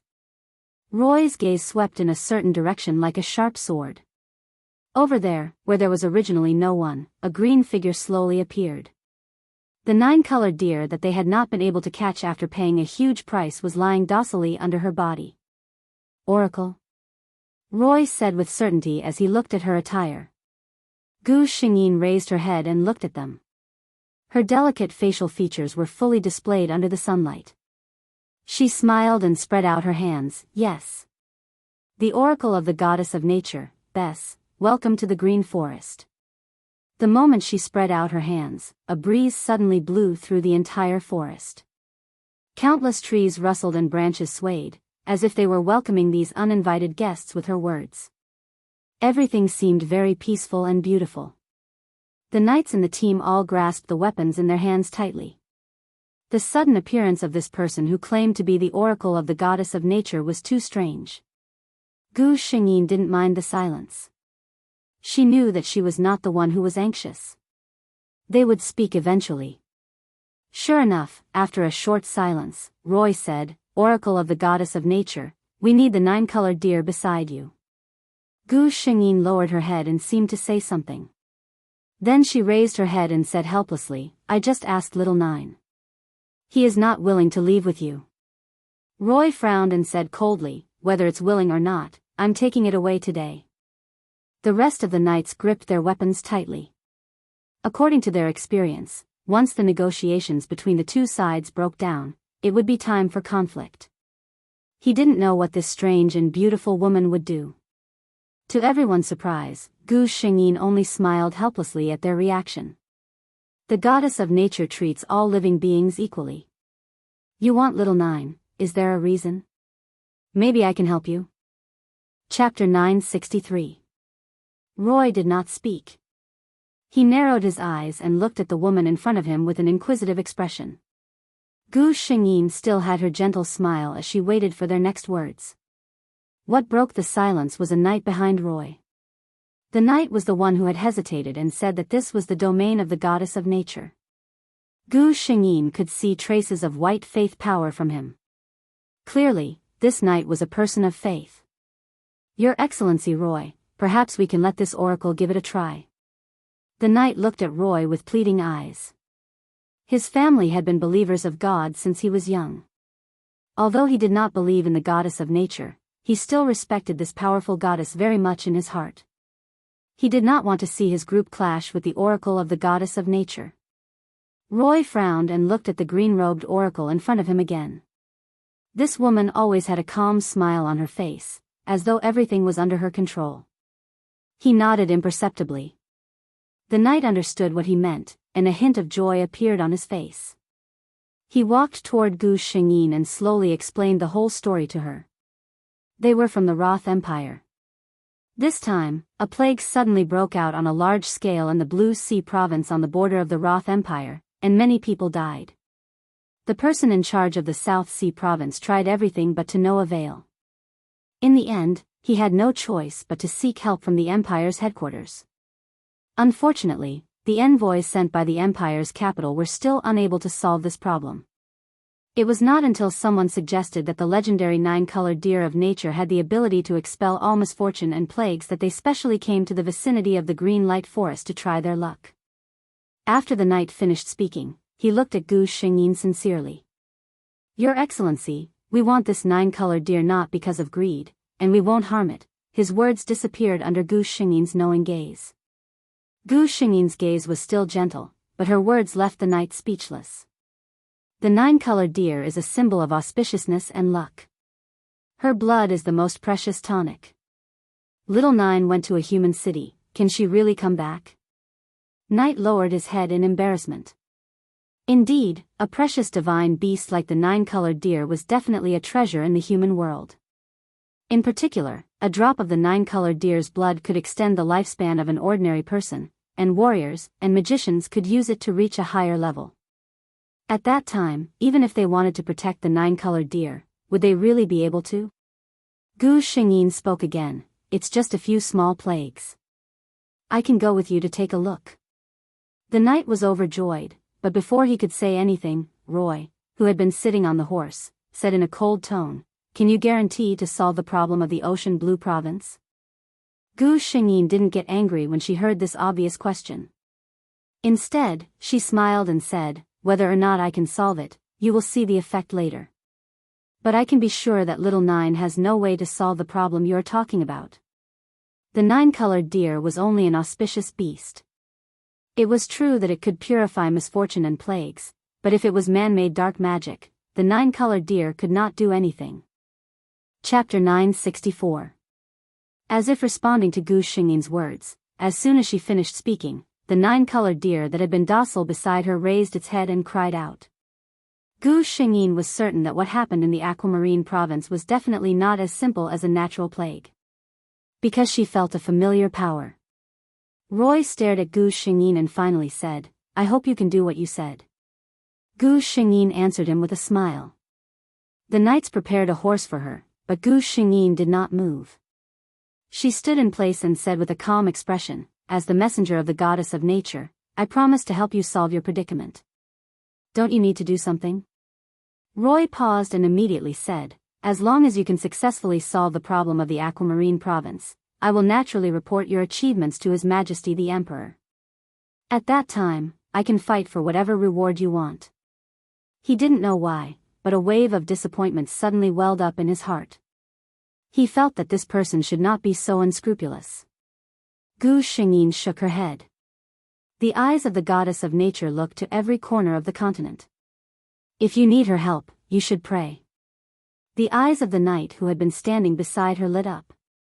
He suddenly clasped his hands in front of his forehead and chanted in a low voice. This was the oldest prayer chant that had been passed down from 10,000 years ago. Everyone would be taught this prayer after they were born, but now, except for the truly devout believers, very few people would really use it. This knight was obviously a loyal believer. Gu Xingyin could feel a trace of almost imperceptible energy being transmitted from the knight's body and pouring into her body. Although she only felt her body warm up slightly, it was not even comparable to the bright sunlight. But at least it proved that the power of faith was effective for her. Gu Xingyin looked at him with satisfaction and then looked at the others. Roy said in a deep voice, "We are not believers of the goddess of nature." Gu Xingyin interrupted him. "I don't need your faith, but there's no problem in asking for the help of the goddess of nature. It's a prayer that doesn't waste much energy, right? Even if you ask others for help, you still need to thank them," Gu Xingyin said in a light tone. When they thought about it, they felt that it made sense. She did not ask for anything excessive, so they just treated it as asking for her help. Gu Xingyin was in a good mood as she watched the knights finish their prayers one by one. She rejected the horses they offered to her and sat lightly on the back of the 9-colored deer. "The knights, since you want to sit on the 9-colored deer to go to the aquamarine province, why did you say so much before?" The devout knight clearly had a good impression of Gu Xingyin. He looked at the eye-catching 9-colored deer worriedly. "Oracle, I'm afraid it's not appropriate for you to take the 9-colored deer to a human city." Gu Xingyin looked at him with a smile. "Don't worry. With me here, no one can have any ideas about little 9. She still had that indifferent expression on her face and that gentle smile on her face. But the moment she said this, the knight clearly felt an indescribable arrogance from her. Since Gu Xingyin said so, the knight did not say anything else and just followed behind her dutifully. Roy, on the other hand, looked at Gu Xingyin thoughtfully before leaving. Chapter 965. Gu Xingyin, who was riding a 9-colored deer, unsurprisingly received the attention of countless people. Among those gazes, there was curiosity, shock, surprise, and greed. Gu Xingyin did not seem to see them as she followed the knights all the way to the border of the aquamarine province. As soon as she entered the aquamarine province, Gu Xingyin became certain. Her guess was right. This incident was not a natural disaster at all, but a man-made one. Roy's attention had always been on this strange oracle. Seeing her strange expression, he asked, "How do you feel?" Gu Xingyin met his dark blue eyes and said with a smile, "I think I can solve the problem here." Roy raised his eyebrows and did not say anything. "She's so sure." Ever since a large number of infected casualties appeared in the aquamarine province, the person in charge here had thought of all the ways he could think of, including asking an oracle to pray for the blessings of the gods. But if an oracle was useful, he would not have specially come here from the imperial capital. Whether this person could do it or not, it was better to let the facts speak for themselves. Gu Xingyin knew that the other party did not trust her, but she did not mind this. What she needed the most now was not his trust at all. The situation in the aquamarine province was very grim, so Roy did not delay at all and directly invited her to the city lord's mansion in Aquamarine City. Hearing that she was someone who could solve the plague in the Aquamarine province, the city lord looked at Gu Xingyin with tears in his eyes. During this period of time, he was simply worried sick about this matter. Even his hair had turned white by quite a bit. Originally, with his qualifications, he had stayed here for long enough. Once he successfully survived this period, he would definitely be transferred back to the imperial capital in the future, and his future path would definitely be smooth. But he just had to encounter this matter. If he could not solve it successfully, not to mention being transferred back to the imperial capital for a promotion, he might not even be able to keep his life. Gu Xingyin also knew that this matter could not be delayed. She quickly explained what she needed. "That's all?" the city lord asked suspiciously. "That's all." Gu Xingyin nodded. She looked at the Aquamarine city lord and said, "What I can guarantee is that I will solve the Aquamarine province's predicament when you prepare the things I want according to my requirements." Her calm demeanor calmed the lord of Aquamarine City, who had been hesitating for a long time. "All right, Lord Oracle, I'll do as you say as soon as possible." The lord of Aquamarine City ordered his men to bring Gu Xingyin to a good guest room and left in a hurry. Gu Xingyin gently stroked the 9-colored deer's smooth fur, while thinking about the ocean blue province. From the moment she entered, she felt an extremely familiar yet annoying power. Hemas, the god of darkness. As one of the 5 main gods, Hermos was different from the other 4 main gods. He had never been favored by humans. His believers were all abyssal demons from the other side of the continent. As humans grew stronger and stronger, the abyssal demons were expelled, and Hermos became the first of the main gods to fall into a deep slumber. She was certain that this matter had nothing to do with Hermos. It must have been some humans who had obtained the inheritance of the god of darkness, but were unable to control such a large amount of dark power, resulting in such serious consequences. Gu Xingyin could have quietly expelled the power of darkness from his body. But how could she give up such a good opportunity to develop her faith? Chapter 966. Gu Xingyin's mind was going through a series of steps to develop faith, when a maid from the city lord's mansion knocked on the door. "Lord Oracle, someone is looking for you." That maid's attitude towards Gu Xingyin was very respectful. "Let her in." Gu Xingyin already knew who it was. She never thought that her first meeting with He would be under such circumstances. He originally planned to leave the city lord's mansion today. She was forcibly invited by the city lord's mansion to solve the problem of the Aquamarine province. But her title as an oracle was fake, so how could she solve the problem?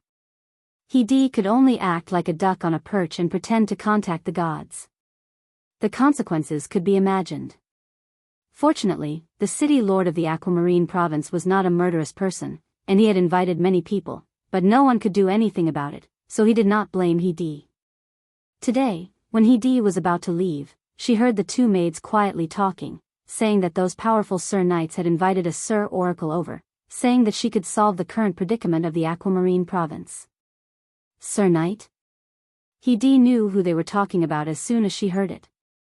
Speaking of which, she was invited here after all, so she enjoyed the treatment of a VIP in the city lord's mansion.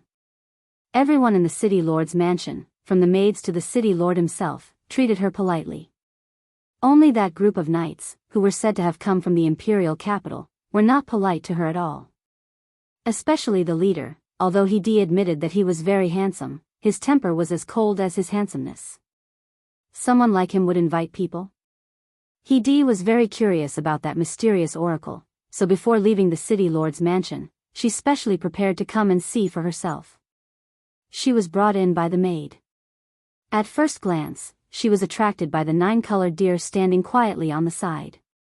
This mythical beast that existed in legends had a smooth and elegant posture, and the flower-like antlers on the top of its head were gorgeous.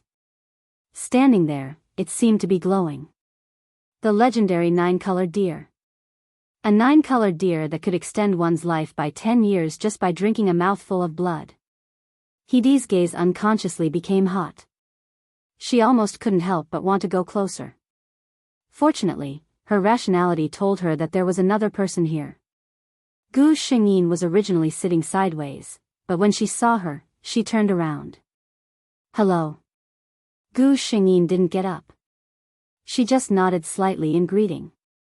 No one thought that her action was impolite. Even He felt that this woman was born to sit elegantly like this. There was nothing in the world that was worthy of her bending over. Hello. For some reason, He was inexplicably nervous when she was looked at by that pair of penetrating and gentle eyes. She even began to stutter when she spoke. Gu Xingyin's enormous divine spirit power swept past He in an instant, but no one noticed it. As expected, this woman only had the name of an oracle.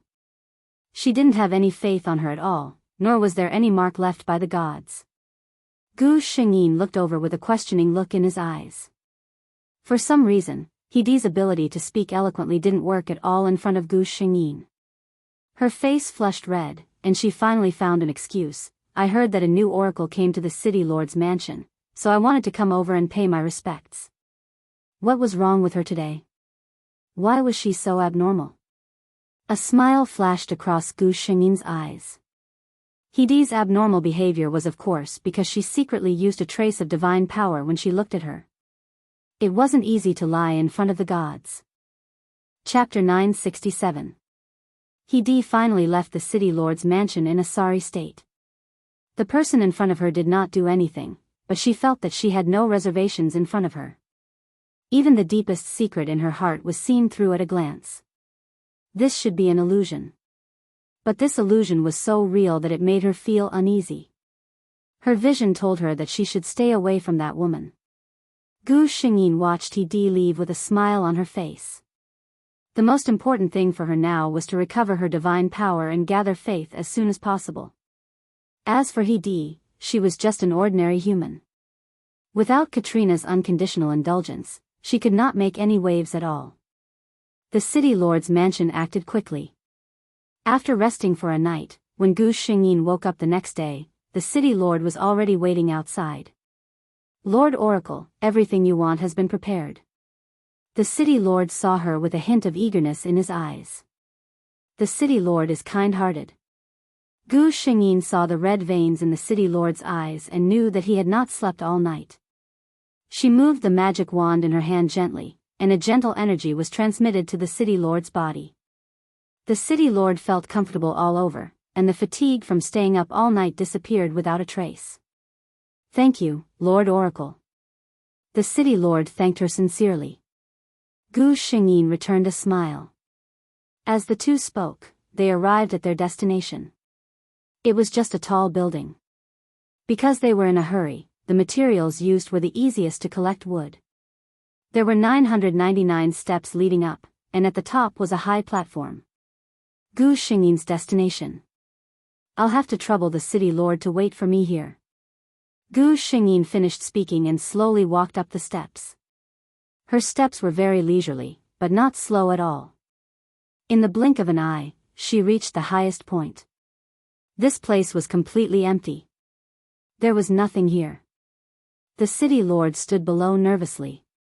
He did not know what the other party was up to, nor did he know if she could really solve the current predicament of Aquamarine City as she said.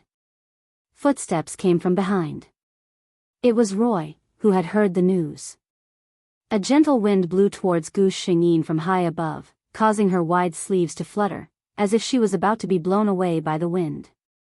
Gu Xingyin closed her eyes and raised her wand high up in the air. Then, she slowly and softly chanted an incantation. Her voice was soft and gentle, and she was standing at such a high place. Logically speaking, the beauty should be able to hear her. But the city lord of Aquamarine, who was standing under the tall building, heard it. Roy heard it. The attendants in the city lord's mansion heard it. All the people of the entire Aquamarine province heard this beautiful chant that sounded like a song. No one could understand what was being sung, but everyone knew that this strange melody was praising the great goddess of nature. On the high platform where no one could see clearly, with Gu Xingyin as the center, a circular magic circle with a diameter of 10 meters suddenly formed. The light from the complex pattern even covered the bright sky. Gu Xingyin's chanting grew louder. Gradually, it spread from everyone's ears to the wind, the streets, the sky, and every corner of the Aquamarine province. Following the transmission of this voice, a faint green light was born from the air. It was omnipresent and quietly flowed past everyone's body. Chapter 968. Those who were not infected by the power of darkness only felt refreshed after the green light passed through their bodies. As for the others, they only felt that the pain and torture that had been plaguing their bodies for countless days and nights seemed to be pulled out of their bodies by something invisible, and infinite strength grew from inside their bodies. The chanting continued. People slowly stopped what they were doing, as if they had received a mysterious summon in their minds. Without anyone teaching them, they began to clasp their hands together and press them against their foreheads. Following the mysterious chanting, they began to sing praises. Thank you, beautiful and benevolent goddess of nature, for passing the power of life to me. Flowers and green leaves are your hair crown, and the gurgling clear stream is your bright gaze. Roy looked back. More than half of the people around him began to sing the praises of the goddess of nature. Even the city lord of Aquamarine did not avoid it. His gaze as he looked at the high platform suddenly became unfathomable. If such a powerful infectious ability was used in other aspects, Gu Xingyin felt countless faith power pouring into her body from all directions, allowing her body, which had just overdrawn from using magic, to quickly recover its strength. She watched with satisfaction as the invisible black mist was swallowed by the green light and disappeared without a trace. Half an hour later, the city lord of Aquamarine saw Gu Xingyin walking down from the high platform. She still had that gentle look on her face, but the way everyone looked at her had changed. There was even a fanatical light in some people's eyes. Your Excellency, the goddess of nature is really. The city lord of Aquamarine's eyes were filled with amazement. He was a person who did not believe in gods, but the scene he saw today was too unbelievable. Gu Xingyin smiled mysteriously. The goddess of nature has always been looking at everyone with her eyes. As if responding to her words, the moment she finished speaking, all the flowers in the city lord's mansion that were out of season bloomed at the same time. At the same time, an excited guard came to report the good news. Your Excellency, all the people infected by the plague in the city have recovered. The news from the other cities did not arrive so quickly, but the mayor of Aquamarine City did not doubt that the news would be good. He suddenly bent his waist and bowed solemnly to Gu Xingyin. The people of the entire Aquamarine province are grateful for your help, goddess of nature's oracle, Lady Beezy. Gu Xingyin accepted his bow and made a small request. I have no other wish in my life. I only wish to see the believers of the goddess of nature spread to every corner of the continent, just like the glorious era 10,000 years ago. The mayor of Aquamarine City immediately understood what she meant. His heart was filled with respect for such a devout believer. The goddess of nature is a great deity. I believe that the new people of Hailan will not reject the protection of such a powerful and benevolent deity. In the mind of the Lord of Aquamarine, he had long regarded this mysterious oracle as a powerful and somewhat loyal believer of the goddess of nature. He even suddenly felt that it was appropriate to have some faith. He didn't know that this mysterious and powerful believer was communicating with an invisible creature. System, how was my performance just now? The system replied, very good. You have the demeanor of a quack. Chapter 969. He was in Aquamarine City. Because she had the qualifications to become an oracle, she could see the source of the plague that plagued humans, which was the black fog. She listened to the sacred chanting and watched as the green light spots appeared out of thin air and swallowed up the black fog that everyone was helpless against. He only felt that her understanding had been overturned. Even when she was taken away by a mysterious person and later inexplicably became the oracle of the water god, He had never had any faith in her heart. She also did not believe that there were gods in this world. But the scene that she saw today was too unbelievable. Other than gods, which human would have such powerful and magical power? Was there really a god? Then, as an oracle, would she be as powerful as that mysterious woman one day? She suddenly felt a fire in her heart. Her eyes focused and she headed toward the city lord's residence. Gu Xingyin was still in the city lord's residence. She's here again? Gu Xingyin felt a little strange. Her last meeting with He was not a pleasant one.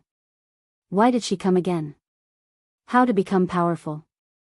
Gu Xingyin looked at He with an unfathomable expression. He felt a little creeped out by this look. She had a bad premonition in her heart. It made her want to stop the person opposite her from speaking. But Gu Xingyin had already said it. The source of an oracle's power is their faith and the power of the gods. I don't feel any faith in you. I'm very curious how you became an oracle. Gu Xingyin looked at her with a serious expression. As soon as she said this, everyone looked at He differently. An oracle without faith? This was simply the biggest joke of all. No one doubted Gu Xingyin's words because she had just proven herself with her actions. He wanted to defend herself, but the feeling from last time appeared again. In front of this mysterious woman, she had nowhere to hide. Even the slightest lie had become abnormally difficult for her to speak. In the end, He couldn't stand the suspicious and disgusted gazes of the people around her. She covered her face and left hatefully. Gu Xingyin stayed in the city lord's mansion for another 3 days. Over the past 3 days, many people from Aquamarine City had come to visit her and ask her about the goddess of nature. She could clearly feel that many people in the Aquamarine province had begun to believe in the existence of the goddess of nature under her influence. She was very happy and was very patient with the people. After all, they were her believers. In the eyes of the city lord of Aquamarine, Roy, and the others, she looked even more like a person who believed wholeheartedly. The city lord of Aquamarine City had even begun preparations for the construction of the first goddess of nature temple. Many of the citizens expressed their willingness to help. On a sunny afternoon, Gu Xingyin welcomed a guest. Go to the imperial capital? Gu Xingyin looked at Roy in surprise. This man's eyes were as cold as ever. Roy nodded and said his purpose without hesitation, I want to cooperate with you. He looked straight at Gu Xingyin. I can provide you with convenience and develop believers. You need to help me get more people's support. He had seen everything that Gu Xingyin had done in the past few days. He knew what the other party wanted. Therefore, as soon as he opened his mouth, it was difficult for others to refuse. Chapter 970. Gu Xingyin was silent for a while. Roy was not in a hurry. He waited for Gu Xingyin to consider. Gu Xingyin looked up and smiled at Roy. Since you want to cooperate, I think you need to be more honest. What do you think? Archduke Royd? Roy's expression did not change, but his pupils shrank. How did you know? His identity had been concealed very well ever since he left the capital. He was certain that he did not give himself away at all. Gu Xingyin smiled. I said a long time ago that the eyes of the goddess of nature can see everything in the world that she wants to see. Roy did not comment on her words. He suddenly asked, speaking of honesty, let me ask you something. Please answer me honestly, do gods really exist? This was also a question that countless people in this era were puzzled by. The glorious era of the gods had long passed, and no one on this continent had seen the gods descend for thousands of years. They could only see the records of the gods in the historical books. No one was sure whether it was true or just the imagination of their predecessors. Gu Xingyin suddenly looked into his eyes. Royd was taken aback. The next moment, he felt as though his consciousness had been pulled into an empty space. Light condensed in front of him, gradually forming a vague human figure. The figure's face could not be seen clearly, but from Royd's angle, he could see a gorgeous crown on her long golden hair and a golden scepter in her hand. Under the cover of the hazy divine light, Royd could only see that her exposed robe was embroidered with emerald-like green leaf patterns. You want to see me? An ethereal voice sounded in this space. Before Royd could speak, his vision suddenly turned black. When he opened his eyes again, he found himself still sitting on the chair in the Aquamarine City Lord's residence. Opposite him was Gu Xingyin, who was looking at him with a smile. Royd picked up the cup of tea beside him and took a sip to hide his desire. His hands trembled slightly, and fine cold sweat broke out on his back. That feeling just now, it was as if he was just a speck of dust, and in front of him was a towering mountain. How shocking! It was too terrifying. He did not want to experience such a feeling again in his life. Do you have an answer now? Gu Shengyin asked. Lloyd nodded. He didn't have the slightest doubt. Other than the gods, who else could give him such a feeling? The two of them chatted for a long time in the room in the afternoon. For the next half a month, Gu Shengyin stayed in Aquamarine City until the first Goddess of Nature temple was built. On that day, thousands of believers went to the Goddess of Nature's temple to pray. Gu Shengyin personally led the group prayer. On that day, after all the believers had finished their prayers, they found a green leaf that would never wither in front of them. This green leaf could protect them from accidents and diseases.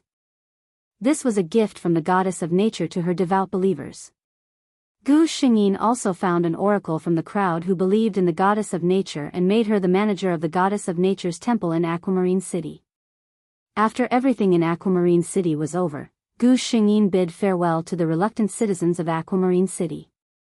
Riding a 9-colored deer, she followed the knights from the imperial capital and went to the most prosperous place in the Roth Empire. Chapter 971. Since Gu Shengyin already knew his identity, Lloyd did not stop her. After half a month, the group finally arrived at the most prosperous city of the Roth Empire, St. Vitus. This city was named after the first emperor of the Roth Empire. Under the curious gazes of countless people, the first thing Gu Shengyin did after entering the city was to close her eyes and carefully feel the faint aura flowing in the air. This city had almost completely lost its faith. She opened her eyes and looked at the knight beside her. Does the Roth Empire believe in the god of war? That knight's name was Louis Wise Kapner. Since he was able to follow Grand Duke Royd, he naturally couldn't be a nobody. In fact, in terms of title, he was also a count.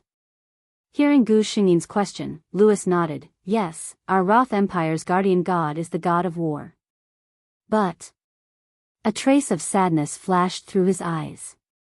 But now, there were not many people left who still believed in the god of war. Even among the upper nobles, there were only 2 or 3 families left that still worshipped the god of war, not to mention the ordinary people. He did not even know how long his family could hold on.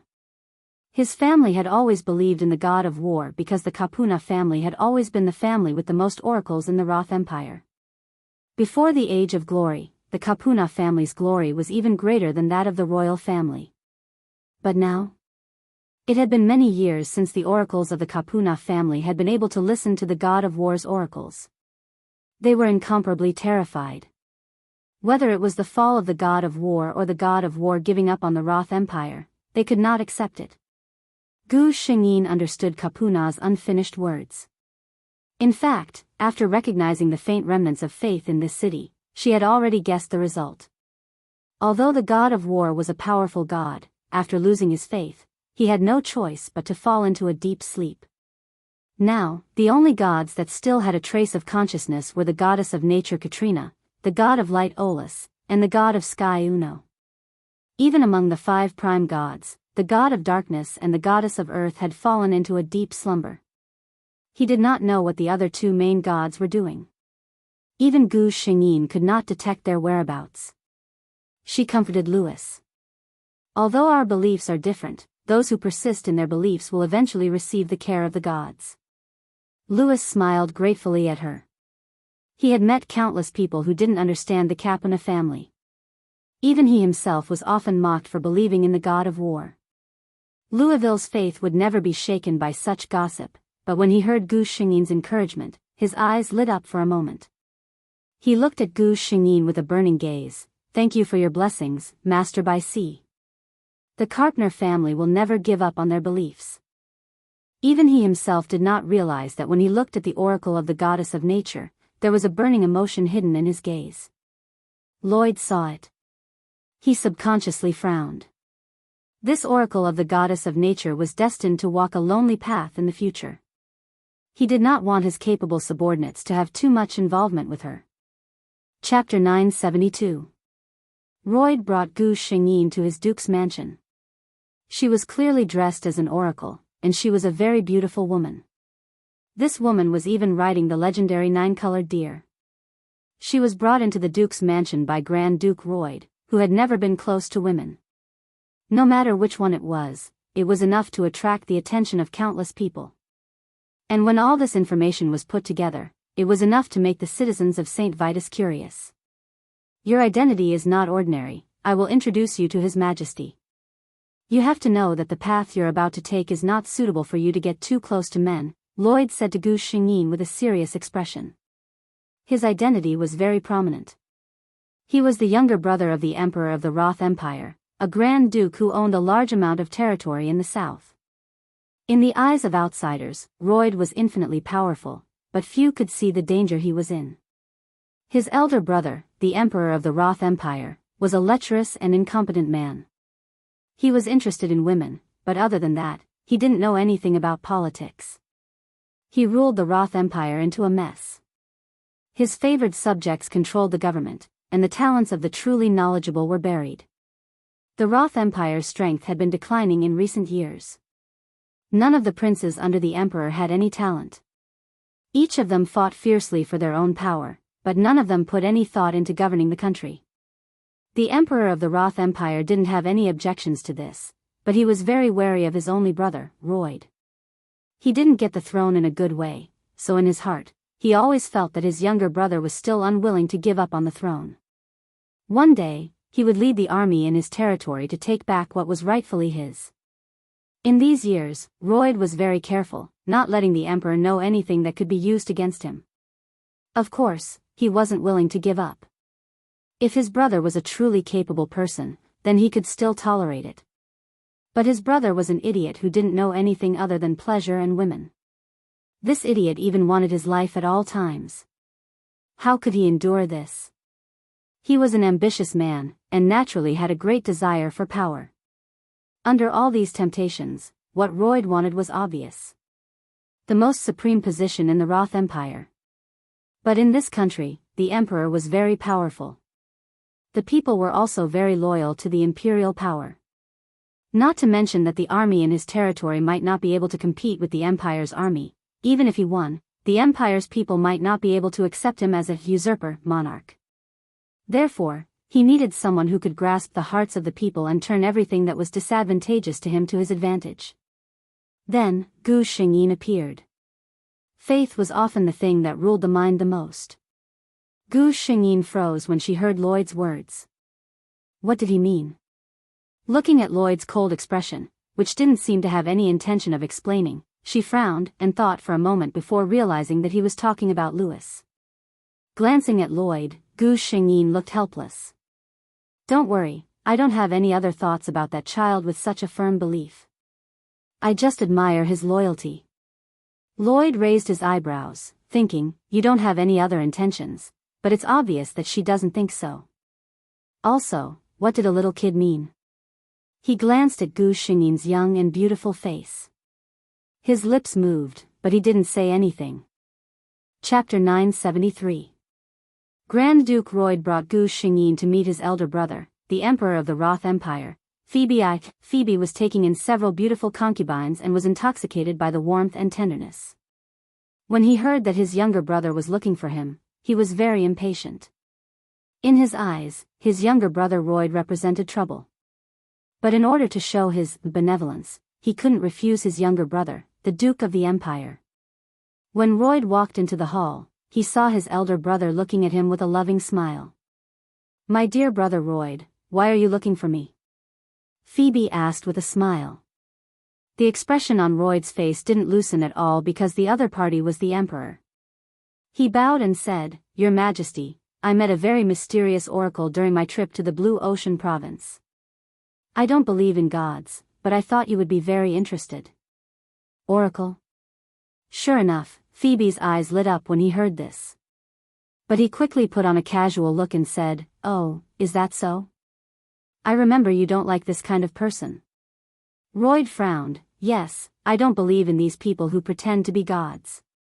But this oracle seems to be very capable. I think it's necessary for you to meet her. Emperor Phoebe looked at Lloyd seriously and found that when the other party talked about the oracle, his eyes were trying to hide it, but there was still a trace of disgust and disapproval. Instead, he felt relieved. He understood his younger brother. He had always been very repulsed by gods, oracles, and the like. If he really admired that oracle this time, he would be suspicious. Phoebe believed in the existence of gods, but he wasn't a firm believer. He believed in gods, but he just wanted to get more benefits for himself through them. In that case, Royd, bring her in and let me see her, the Emperor said. Royd nodded, and then a green figure walked in from the entrance of the palace. The Emperor's eyes widened in an instant. His turbid eyes stared at the graceful figure with infatuation, and he couldn't see anything else. She's actually such a beauty, he muttered. Phoebe felt that after seeing this beauty, his new concubines that he liked very much just a moment ago instantly lost their color.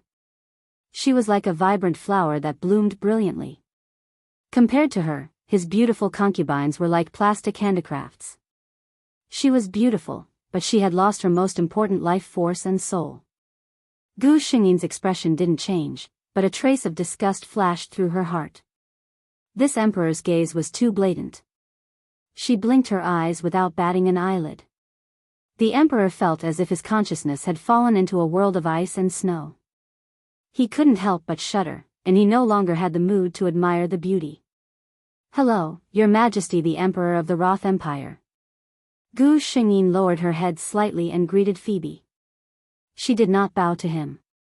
As an oracle of the goddess of nature, she did not need to bow to any royal authority. Emperor Phoebe came back to his senses and carefully sized up Gu Xingyin. Of course, he didn't forget Royd. This oracle was clearly introduced by Royd. Logically speaking, the two should know each other, but from the moment this oracle entered until she spoke, the two didn't even look at each other. Chapter 974. Phoebe rejoiced inwardly. It was clear that the relationship between the oracle and Royd wasn't that harmonious. But he was still worried. The emperor asked Gu Xingyin, Oracle, I heard that you have a good relationship with my brother, Duke Royd. The emperor did not miss Gu Xingyin's expression, so he clearly saw Gu Xingyin's frown when he addressed him as Grand Duke Royd. Gu Xingyin was silent for a moment before replying, Duke Royd is very confident. He's a man without faith. I stayed at the Duke's residence for a night.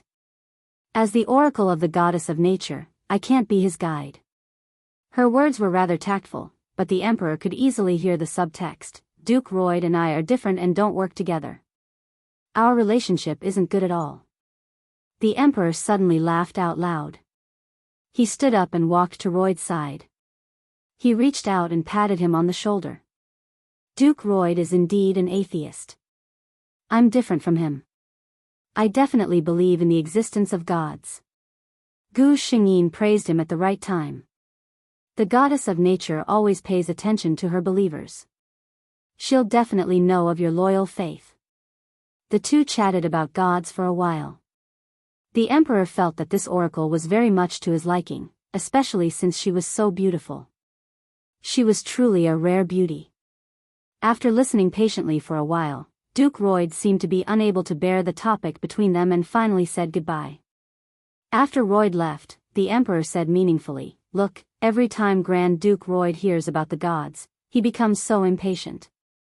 He meant that an oracle like you wouldn't have a good ending with Royd. Gu Xingyin nodded respectfully. Duke Royd and the goddess of nature aren't fated to be together. The emperor finally smiled in satisfaction. No one knew what the emperor and the mysterious oracle talked about that day. The palace servants strangely discovered that their emperor's attitude toward the oracle was very strange. Logically speaking, with the emperor's personality, he wouldn't let go of such a beautiful and charming woman. So what if he was an oracle? How many oracles had the emperor played with? With the title of God's spokesperson, it would be even more satisfying to conquer them. However, not only did His Majesty not do anything to the oracle, but his attitude toward Gu Xingyin was also a little too respectful. He didn't even have the slightest interest in the 9-colored deer by the oracle's side. Instead, he instructed his attendants to take good care of it every day. This abnormal behavior made the maids in the palace very cautious when facing Gu Xingyin. Gu Xingyin snickered. She had only used some tricks to make the emperor believe that the goddess of nature truly existed and was looking at the continent through him. At the thought of having a god by his side, even the emperor would feel uneasy. She took up residence in the imperial palace of the Roth Empire. Phoebe specially chose a very elegant palace and found a few of the most beautiful and considerate maids to take care of her. However, Gu Shengyin did not show any abnormalities. She was waiting for a chance for the emperor to know her importance. Chapter 975. This opportunity came very quickly. There was a rare drought in the northwest of the Roth Empire. Although the empire had sent many water mages and taken many remedial measures, the daily reports from the northwest still made Fibbit very annoyed. If it was during the Age of Glory, the water gods' believers would only need to pray to the gods to solve this problem. But now that the water god had fallen into a long slumber, there were no more believers. It was likely that people nowadays would not think of praying to the gods. After waiting for 2 days, Gu Shengyin realized that Emperor Phoebus had no intention of looking for him at all. He sighed inwardly, thinking that the humans now relied too little on the gods. He got up and went to look for Emperor Phoebus. Inside the emperor's palace, the tea is so hot. Fibbit impatiently threw the tea in his hand and the teacup on the ground. The maid in charge of serving the tea trembled as she knelt on the ground. She was usually very favored, but at this moment, she was very afraid. Their emperor was a very temperamental person. When he was happy, he could casually reward you with countless treasures, but when he was unhappy, he could also casually take your life. Today's tea was clearly brewed according to His Majesty's favorite temperature, but His Majesty was in a bad mood today. If he said it was hot, then it could only be her fault. Fibbit coldly looked at the woman kneeling in front of him, a cruel look flashing through his eyes.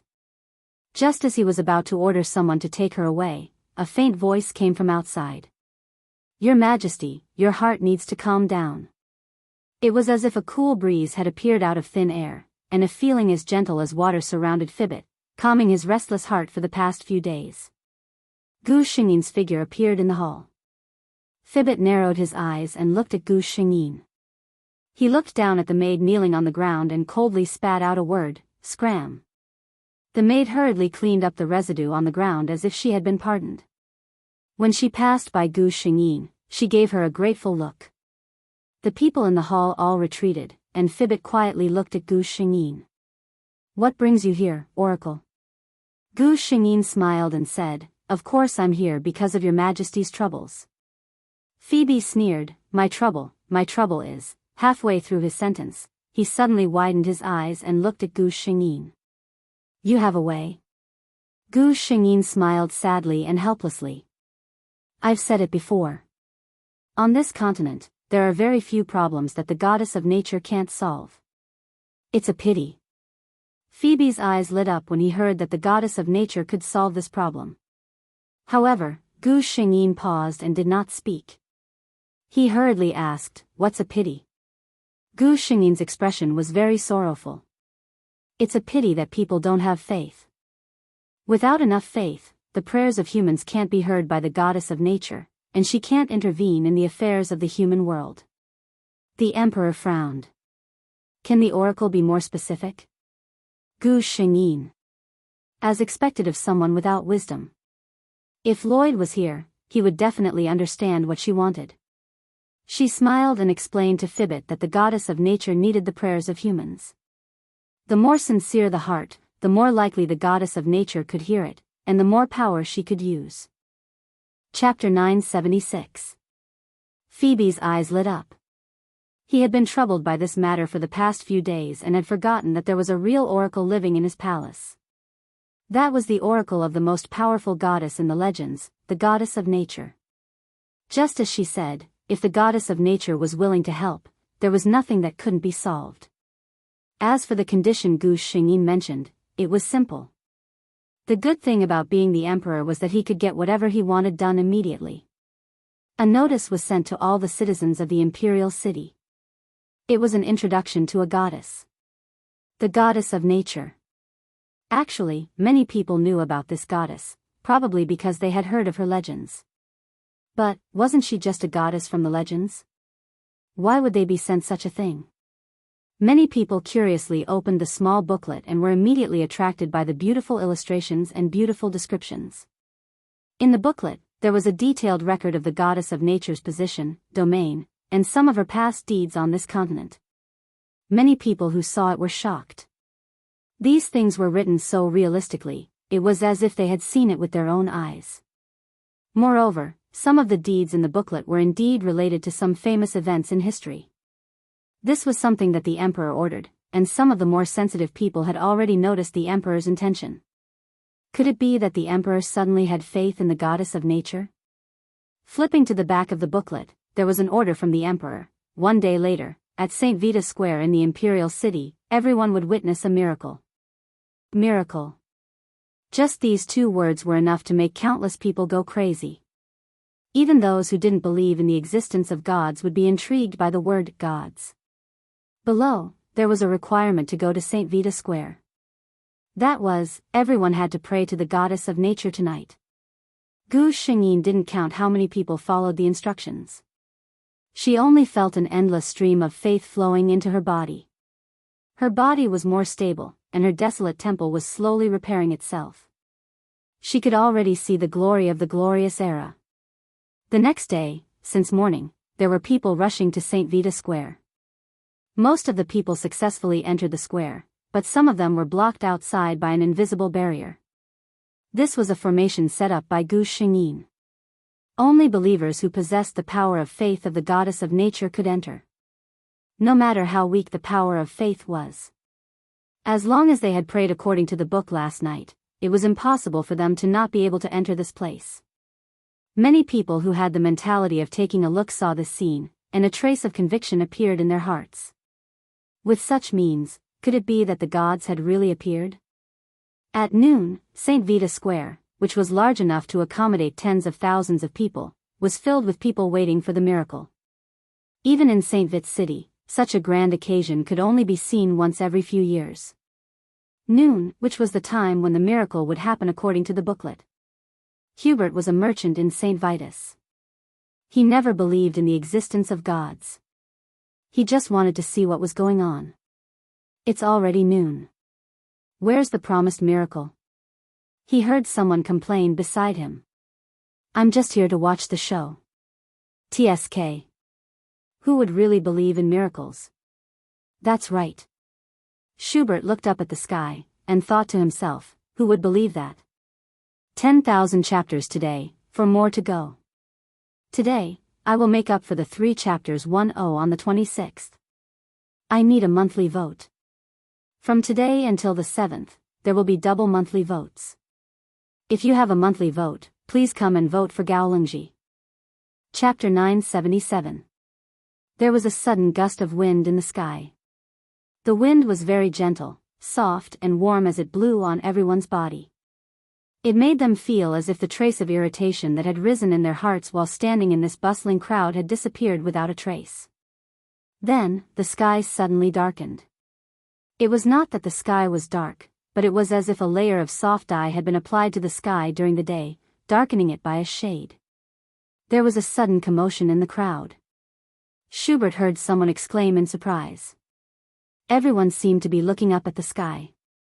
He looked up as well, and saw the most unbelievable scene in his life. Above the sky that was not dark, 2 things that everyone was very familiar with appeared, one on the left and the other on the right. A round sun hung high in the sky on the left, shining brightly. A crescent moon hung upside down in the sky on the right, spreading a soft radiance. The sun and moon hung high in the sky. It was a marvelous sight. And beneath the 2 enormous radiant objects, something even more marvelous appeared. As if separated from the human world, a faint white mist appeared beneath the sun and moon, making everything seem ethereal and untraceable. Then, as if a skyscraper had risen from the ground, a magnificent temple that did not exist in the human world slowly appeared before everyone's eyes. Everyone's eyes were drawn to the high throne in the middle of the temple. A figure wearing a green robe sat upon the throne. Her body was shrouded in a layer of soft holy light, and no one could see her face clearly. They could only see a little bit of golden hair that fell to the hem of her robe, as well as the majestic scepter she held in her right hand. My believers, are you calling for me? She spoke. Her voice was clear and gentle, with a faint pressure that rang in everyone's ears. The goddess of nature. A low cry of surprise could be heard. Some could not help but feel reverence from the bottom of their hearts, and knelt before the figure. If there was a first, there would be a second. One after another, the tens of thousands of people in the square knelt in the direction of the throne. The figure on the throne did not say anything. She just sat there quietly. Then, a green figure appeared in the temple. It was the oracle. Beside her was a beautiful 9-colored deer. Someone recognized her. It was the oracle of the goddess of nature who had been summoned into the palace by His Majesty. Everyone watched as the oracle walked into the divine throne. He lowered his head slightly as if he was listening to something. Many people pricked up their ears, wanting to hear God's voice again. Unfortunately, this time, they could not hear anything. Then, the oracle nodded and walked out of the goddess of nature's palace. The moment she walked out, the entire divine hall disappeared bit by bit as if it had just appeared. That place became empty space again, as if nothing had ever appeared. The sky also regained its bright color, and the spectacle of the sun and moon in the sky also disappeared. Only the oracle was left standing there alone. But this time, the entire St. Vita Square was silent, and it was no longer as restless and noisy as before.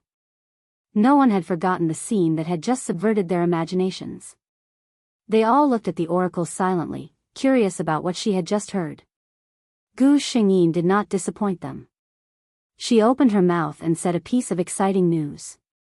Chapter 978. The goddess of nature has just granted me the ability to temporarily control the wind and rain. This is the blessing she has bestowed upon the Roth Empire. Gu Xingyin's voice sounded in everyone's mind. She raised the scepter in her hand and chanted an obscure incantation. A gust of wind blew past her. The sky darkened at a speed visible to the naked eye.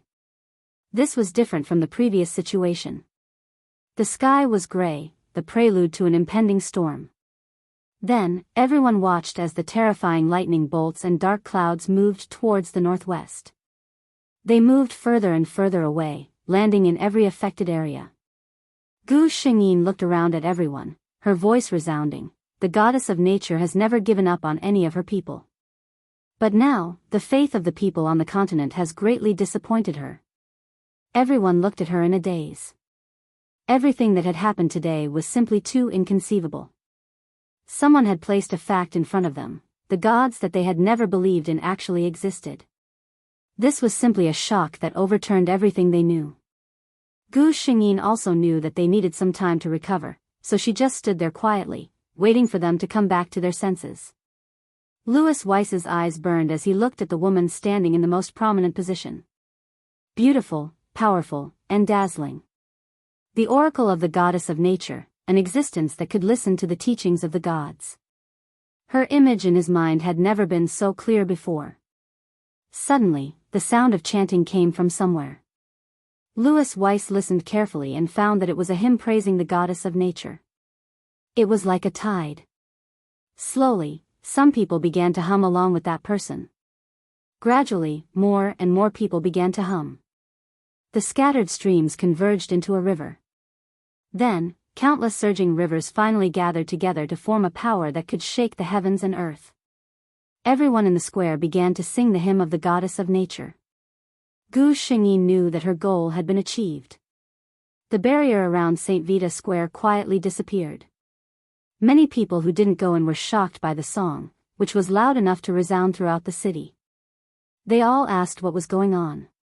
Then, through the mouths of those who had personally experienced this, the name of the goddess of nature began to spread. Gu Xingyin wore a smile on her face as she quietly disappeared into the crowd. As soon as she appeared in her palace, she was informed that His Majesty had summoned her. This was to be expected. Gu Xingyin arrived at the emperor's palace. It was rare for the place to be so formal today, and there were no beautiful maids serving Phoebe. As soon as he saw Gu Xingyin, a warm smile appeared on his face. Oracle, I saw the miracle in St. Vita Square, and I just received news from the northwest. Fibbit looked at Gu Xingyin with shining eyes. I wish to establish the faith of the goddess of nature in the Roth Empire. I would like to seek your opinion, Lord Oracle. That's a real god, you know. The moment he saw those miracles, there was only one thought in his mind: if such a powerful god was willing to protect the Roth Empire, if he was willing to protect the royal family, then the Roth Empire would be able to live on forever. This was the result that Gu Xingyin wanted. But there was one more thing that needed to be explained. Chapter 979. Gu Xingyin looked straight at Fibbit. If I'm not mistaken, the Roth Empire believes in the god of war? Fibbit's face showed a trace of awkwardness. Although their guardian was the god of war, none of the people had ever seen the god of war descend, and almost none of them still maintained their faith. He cleared his throat and said, "Our Roth Empire's guardian, according to the historical records, is the god of war. However, there are no records of the god of war blessing the Roth Empire. After seeing the goddess of nature descend, I doubt that the god of war even exists." Gu Xingyin thought, he originally existed, but because your faith collapsed, his power was lost bit by bit, and in the end, he had no choice but to fall into an eternal slumber. Saying that there was no god's blessing, in the end, it was the result of humanity's own actions. Of course, Gu Xingyin couldn't say that out loud. She seemed to hesitate for a moment, and then finally nodded under Fibbit's expectant gaze. The goddess of nature will not refuse any believer. Fibbit was overjoyed. I'll immediately give the order to build goddess of nature temples throughout the Roth Empire. Gu Xingyin smiled. Then I'll have to trouble your majesty. As the emperor, Fibbit's efficiency was undoubtedly very high. His order was quickly passed down. Every first-class city, with St. Vitus as an example, must have at least 2 temples of the goddess of nature. Every second and third-class city must have at least 1 temple of the goddess of nature. As for the rest of the smaller cities, a temple must be built between 2 neighboring cities. It wasn't just Emperor Fibbit, but the people's enthusiasm for the construction of temples was also unprecedentedly high. Among them, the people of St. Vitus and the northwestern region were the most enthusiastic. The former was because they had seen the goddess of nature descend with their own eyes, while the latter was because they had personally felt the gospel brought by the goddess of nature. Gu Xingyin only felt an endless stream of faith gathering in her body. According to this trend, it was only a matter of time before they returned to their heyday. She also officially moved out of the palace, even though Emperor Fibbit repeatedly urged her to stay. This time, Emperor Fibbit didn't keep her because he had any improper thoughts, but because after seeing the strength of Gu Xingyin as an oracle, he felt that with such a strong person in the palace, his safety would be guaranteed. Even if he was given 100 guts, he wouldn't dare to lust for Gu Xingyin, who could directly communicate with the goddess of nature. In the end, Gu Xingyin decided to move out of the palace with the excuse that, since the temple has been completed, as an oracle, it is only natural for him to live in the temple. He moved to the goddess of nature's temple in St. Vitus Square. Because the goddess of nature, the goddess of nature descended at the Roth temple, and the goddess of nature, the goddess of God, the goddess of course, the goddess of God. Didn't, the of the god of the goddess of the god of God of the god. Because of the god of God, it, s by the of God of to God of God. It was a good idea to build a temple here, because it was big, the temple could take up a lot of space. On this day, she left little Nine in the temple, changed into a less eye-catching outfit, and went to the agreed place to meet someone. Royd and Louis Weiss were sitting there. Royd was in a bad mood, because when he heard that the oracle was coming, Louis Weiss found a lot of reasons to come along. Chapter 980. Although he knew that his subordinate and the oracle had no time to meet, it was impossible for them to be together without him knowing.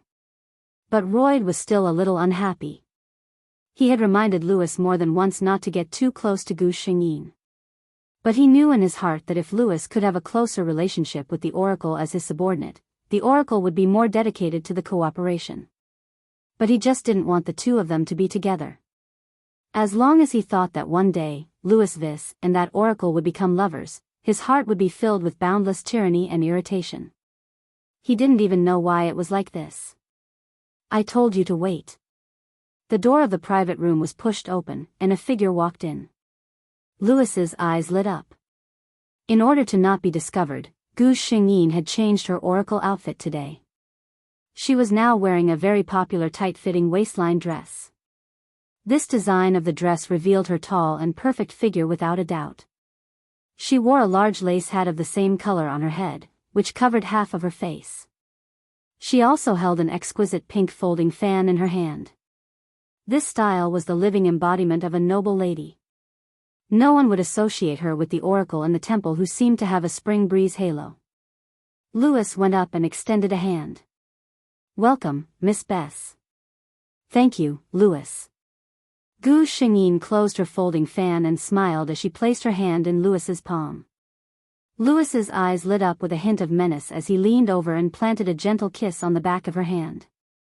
Royd suddenly coughed heavily, interrupting the joyous atmosphere between the two. Louis looked at the Duke, who was acting strangely in confusion. Royd's eyes secretly glanced at the back of Gu Xingyin's hand. He suddenly stood up and walked toward Gu Xingyin with a cold expression. Louis nervously stood in front of Gu Xingyin. He couldn't be blamed. Royd's eyes were too scary. Those who didn't know would think that he was going to fight with Gu Xingyin. Royd glanced at Louis indifferently. "Move." Louis met those emotionless eyes. He clenched his fists and didn't move. Royd's voice dropped a notch. "Louis, move." He had accumulated a lot of power among his subordinates. Louis met those dark blue eyes and his Adam's apple moved uneasily. In the end, he unwillingly took a step back. He still stared at Royd without blinking. He swore in his heart that if the Duke wanted to harm Miss Bess, he would not sit idly by. On the other hand, Gu Xingyin's expression didn't even change. She looked at Royd calmly, as if she wasn't worried about him. What happened next was out of their expectations. Lloyd strode to Gu Xingyin's side, and the corners of his mouth curled into a stiff smile. He extended his right hand toward Gu Xingyin. "Welcome, Miss Bess." Louis was speechless. He was breaking down in his heart. It was just a welcome. Why did you have to look so fierce? Phew. Update 10. Finally, he finished writing the update before 12 o'clock. There was no update at midnight. There's still one more chapter left. Gigi will make it up as soon as possible. Good night, everyone. Also, I'd like to ask for monthly tickets, referral tickets, and tips. Chapter 981. Gu Xingyin looked much calmer than Louis Weisberg. She didn't seem to notice Royd's cold gaze as she smiled and winked. "Thank you, Your Excellency." Royd's frown deepened. She called him Louis Weiss, but she called him Duke. Did the difference in treatment have to be so obvious? He waited for her to extend her hand, but it was clear that Gu Xingyin didn't have any intention of doing so. Royd could only say impatiently, "Hand." Gu Xingyin was stunned. Seeing Royd's gaze on her left hand, she raised her hand in confusion. Then, Royd quickly grasped her hand and planted a kiss on the back of it. Gu Xingyin widened her eyes in shock. Louis looked at his superior in horror. Since when did His Excellency become so polite to a lady? After Royd finished, he quickly retracted his hand. Judging from his appearance, he seemed very unwilling to do what he had just done. "I didn't want to be rude," Royd said in his heart. "All right, Louis, we still have some things to discuss. You can leave first." Royd stood straight and mercilessly ordered his subordinate to leave. Louis was a bit reluctant, but he knew that there were some things he couldn't know. He glanced at Gu Xingyin and walked out with his head lowered. Gu Xingyin sat on a wide chair and quietly waited for Royd to speak. She thought that with this man's personality, he would definitely speak about serious matters. However, after a few minutes of silence, Royd spoke. "Your dress today is very beautiful." Gu Xingyin almost dropped the fan in her hand. She glanced at Royd in confusion and maintained a perfect smile. "Thank you for the compliment, Your Excellency." What was wrong with him? Grand Duke Royd wasn't a person who would exchange pleasantries. Looking at Gu Xingyin's strange and conflicted expression, Lloyd lowered his eyes. There was no joy on his face at all. Damned books. Didn't they say that a good conversation should start with a good topic? According to his knowledge, praising a woman's beauty or praising her beauty was undoubtedly the easiest way to gain their approval. But Royd was dismayed to find that this trick had no effect on the oracle of the goddess of nature. The other party was only puzzled for a moment before his expression returned to normal. It was as if he didn't hear him. Next time, he must have a good talk with the person who wrote this book about life. Gu Xingyin saw that the atmosphere between the two of them had become awkward again. She could only sigh and take the initiative to find a topic to talk about. Your Grace, you sent a message asking to meet with me. Is there something you need? She asked. Seeing that the other party had taken the initiative to talk about business, Royd breathed a sigh of relief. He said with a cold expression, there are many goddess of nature temples in St. Vitus. We, the man's mellow voice resounded in the room. When he was talking about business, his handsome face was serious and could not be ignored. If a serious man was the most handsome, then this man was the most handsome at all times. Chapter 982. After Royd finished speaking, he stopped and looked at Gu Xingyin. Speaking of which, looking at the current situation, he felt that this oracle did not take advantage of him in any way. With her ability, she could clearly spread the faith of the goddess of nature by herself. However, it would be difficult for him to obtain that position without hurting the foundation. When he looked over, she was sitting on the chair with her hands crossed on her knees. Her posture was very elegant. Her eyes were focused on him. It was obvious that she had been listening to him very carefully. Royd was very satisfied with this. He appreciated this attitude. Of course, if he knew what this elegant oracle was thinking, he might not be so pleased. Gu Xingyin was talking to the system. System, don't you think he's very good looking? System, the system answered very cautiously, according to human aesthetics, this duke is a very rare handsome man. Gu Xingyin smiled and nodded, I think so too. When he turned around, she had stopped talking and was obviously asking for his opinion. The contents of the conversation flashed through her mind. Gu Xingyin maintained her perfect smile and nodded, there are no problems, Your Grace. I hope our cooperation can continue. Royd looked at Gu Xingyin carefully and confirmed that she was not unwilling at all. He felt a little relieved, but he could not help but ask. Forgive me for being blunt, Miss Beezy. With your ability and the power of the goddess of nature, it is not difficult to spread the faith of the goddess of nature across the entire continent. Why would you choose to continue working with me? Royd was certain that with such an oracle, no faction would refuse to work with her. Gu Xingyin was not surprised to hear this question. She smiled and looked at Royd. After my reputation spread, there were many people who were willing to work with me. However, when I was unknown, there were not many who had the courage to believe in me and work with me, Your Grace. What's more, she smiled, I can see that although His Excellency the Duke has no faith, he is an upright and sincere person. Working with someone like you, I don't have to worry about bad things happening in the future, right? From Royd's point of view, he saw her gently looking at him. Her delicate face walked into his eyes for the first time so straightforwardly and powerfully. His pupils shrank slightly, but they soon returned to normal. Thank you for your answer. Gu Xingyin smiled and stood up. It's no trouble. Your Grace, if you have any questions or plans in the future, you can contact me at any time. Royd saw that she wanted to leave, so he got up and walked in front of her to open the door. Louis, who had been waiting outside, saw Gu Xingyin, and his eyes lit up. Master Beezy, have you finished your discussion with the Duke? Do you have any plans for the next few days? Can I invite you to have lunch with me? I know a restaurant in the city. She doesn't have time. Royd coldly cut him off. Under Louis's confused and gloomy gaze, Royd turned his head and looked at Gu Xingyin with shining eyes. Lady Beezy, please. Chapter 983. Gu Xingyin looked at Royd in surprise. She didn't understand when she had an appointment with him. However, this wasn't the right time to embarrass him. Gu Xingyin smiled and followed Royd's direction into the carriage. Royd didn't leave. He stood there and watched Gu Xingyin look at the carriage before turning to Louisville, who didn't know what was going on. Louis, he called out his subordinate's nickname. I know how you feel about her, but I'm warning you for the last time. Don't get involved with her. Royd's tone was very serious. Louisville didn't listen this time.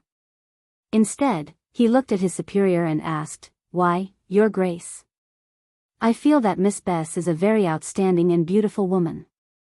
I have the freedom to pursue her." "Why?" Royd repeated these 3 words and suddenly smiled. "Then I'll tell you." Royd looked at his subordinate and said word by word, "Because she will be mine." After he finished speaking, he no longer paid any attention to his dumbstruck subordinate and strode towards the carriage. Because there was a lady in the carriage, Royd didn't get in out of respect. Instead, he rode his horse and followed beside the carriage. Under his command, the carriage slowly moved in a certain direction. A cool breeze brushed past his face and woke Royd up. He didn't expect that he would say that in front of his subordinates. In fact, he had never thought that he would have such feelings for the oracle. He didn't even think about it before they met today. Perhaps it was the moment she said she could trust him that something buried in his heart quietly sprouted. Royd was never someone who would run away from reality. Since he had such thoughts, he wasn't going to hide it from her or test her. Instead, he was going to tell her openly. What if she didn't like him?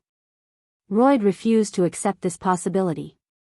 Anyway, as long as he was around, no other man would appear by her side. "Your Grace." A gentle voice came from the carriage. "Can you explain to me where you're taking me?" Royd could roughly guess the expression of the person in the carriage. She would probably frown slightly. She would at most show a hint of helplessness after such a rude thing was done to her. She would not be angry, let alone lose her poise because of it. "Lunch," Royd replied. "Gu Xingyin, when did she agree to have lunch with him?" "She said, Your Excellency, I didn't promise you." Royd's voice came through the thick curtains. "I have something important to tell you." "All right then." Gu Xingyin shut her mouth. If there was something, she wouldn't say much. But why didn't he tell her everything in one go in that room just now? The carriage stopped at a place. The curtain of the carriage was lifted and a hand reached out. Gu Xingyin was startled. She put her hand on the hand and used his strength to get off the carriage. "Thank you, Your Excellency." She leaned to the side and thanked him. Royd felt the residual warmth in his hand and felt a bit regretful that she took it back so quickly. "You're welcome." Chapter 1000. Gao Lingji's first 1000 chapters novel was a very memorable number. Chapter 984. What's this? Gu Xingyin looked at his surroundings in surprise. She thought that the food he was talking about would be in one of the more famous restaurants in St. Vitus City. But this place, no matter how she looked at it, looked like an ordinary house. Royd walked straight ahead and gestured for Gu Xingyin to follow him. "This is one of my courtyards." The servants who had received the news had already opened the door and tidied everything up, waiting for their master to arrive. As they walked, Royd introduced the place to Gu Xingyin. "I have a chef who has been here for more than 20 years. His skills are comparable to those of the royal chefs in the palace." As Gu Xingyin listened to him, she was secretly surprised. Based on her understanding of Royd, he wasn't a talkative person. But now, he seemed to have unlimited enthusiasm and was trying his best to find a topic to talk about. It was rare for the master to come, but this courtyard, which had been quiet all year round, seemed to be filled with life again. The two sat in the pavilion with exquisite snacks and drinks in front of them. "Oh right, Your Grace, the important matter you mentioned?" Gu Xingyin didn't forget that he had brought her here. "That." Royd's lips twitched as he looked at Gu Xingyin with an inexplicable expression. Gu Xingyin felt that there was something wrong with his gaze. She hurriedly communicated with the system. "System, there hasn't been anything that's disadvantageous to me recently, right?" The system's answer was very certain. "No, host." "That's good." Gu Xingyin relaxed and looked at Royd calmly. Then, she heard the man's thin lips slightly open as he said, "I realize that I like you, Bizi. Are you willing to rule the Rotter Empire with me after I achieve my goal?" Gu Xingyin's first reaction was that something was wrong. She couldn't be blamed for feeling strange. After all this time, she had never felt any affection from Royd. She had once thought that this man did not have any romantic feelings in his heart. How could she have known that this confession would come so unexpectedly? So much so that her calm face cracked for a moment. Royd was very happy to see this. He always thought that Biyao was used to being an oracle and always maintained a compassionate and gentle expression. That kind of expression, compared to a person, was more like a deity without any worries or emotions. He was very happy to see her surprised expression. This way, she would be closer to a human. Gu Shengyin came back to her senses and met Lloyd's burning gaze. He looked at her without blinking. It seemed that he was determined to get an accurate answer from her. Actually, Lloyd wasn't as strong as he appeared to be. He had never liked anyone before, so he didn't know what kind of development was right. He had already made sure that no one of the opposite sex was around her, so that he was the only one in her line of sight. However, he couldn't guarantee that she would fall in love with him. Gu Shengyin was stunned for a few seconds. Suddenly, a completely different and human smile appeared on her face. It was a smile that Royd liked very much. What a coincidence. I happen to like the Duke very much too, she said slowly. Today, after washing my hair, I had a migraine attack and couldn't write anymore. In one night, I barely wrote 4,000 chapters. I'm really sorry. Including the one I owed previously, I owed a total of 5 chapters. Gigi promised to make up for it in the future. I'm sorry to ask for your votes today. Wu %_% good night, everyone. Chapter 985. Such a straightforward admission stunned Royd. Of course, his face, which only had one expression all year round, was stunned. But the shock in his heart was indescribable. When he said that sentence, he was prepared to receive any response. Moreover, in his heart, he believed that the possibility of rejection was quite high. Lloyd knew himself well. He knew that the most attractive aspects of him to women were none other than his noble status, great wealth, and handsome looks. In the eyes of this oracle, these 3 things were not enough to attract her. Then, personality? Royd shook his head inwardly. He knew himself very well. With his personality, he was definitely not the type to be liked. Gu Shengyin looked at the tense and expressionless face in front of her, as if he was thinking.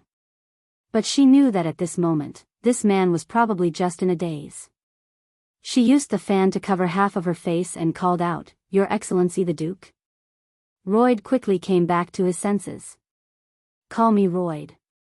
Gu Shengyin blinked and went along with his wishes. Royd. Sure enough, it sounded much better than Your Excellency the Duke. Royd thought to himself silently. In an instant, Royd came back to his senses. He looked at the smiling woman in front of him and suddenly stood up.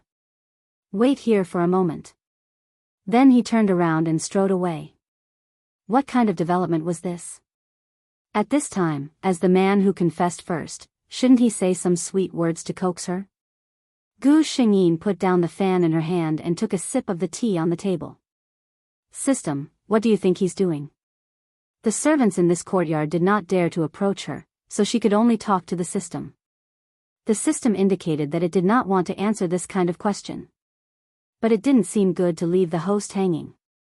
Moreover, what if in the future, thinking of a possibility that was almost the truth, the system felt that its attitude could be better to the person in front of it?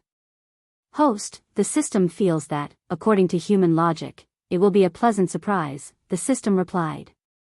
Gu Shengyin was actually just bored and chatted with the system. As the system had been single for 10,000 years, Gu Shengyin did not think that it would be able to give any constructive suggestions. Forever single system, Gu Shengyin asked, how is he doing? When it came to work, the system's actions were much smoother. A long string of information quickly entered Gu Shengyin's mind. It was He's recent experience, and it was very detailed. Just as Gu Shengyin had expected, without the powerful goddess of nature, He's days were not very good. She was still the oracle of the water god who had long fallen into a deep slumber. An oracle without the protection of a god could be seen by referring to the current situation of the Kapuna family where Louis was from. Needless to say, the entire Roth Empire was now slowly gathering the faith of the goddess of nature. This was also imperceptibly weakening the influence of the remaining gods. Naturally, Hede's days were even more difficult. Being forced to live had already consumed all of her energy. Not to mention that her ambition was growing day by day like in the original plot, and she even wanted to replace the position of the goddess of nature. All Hede wanted now was to be able to live a comfortable life like before. In a different position, the things one wanted would be completely different. This was indeed the case. Chapter 986. Gu Xingyin was letting her imagination run wild when Royd returned. She noticed that Royd seemed to be holding something in his hand. He walked to the table and sat down. Then he pushed the thing in his hand toward Gu Xingyin.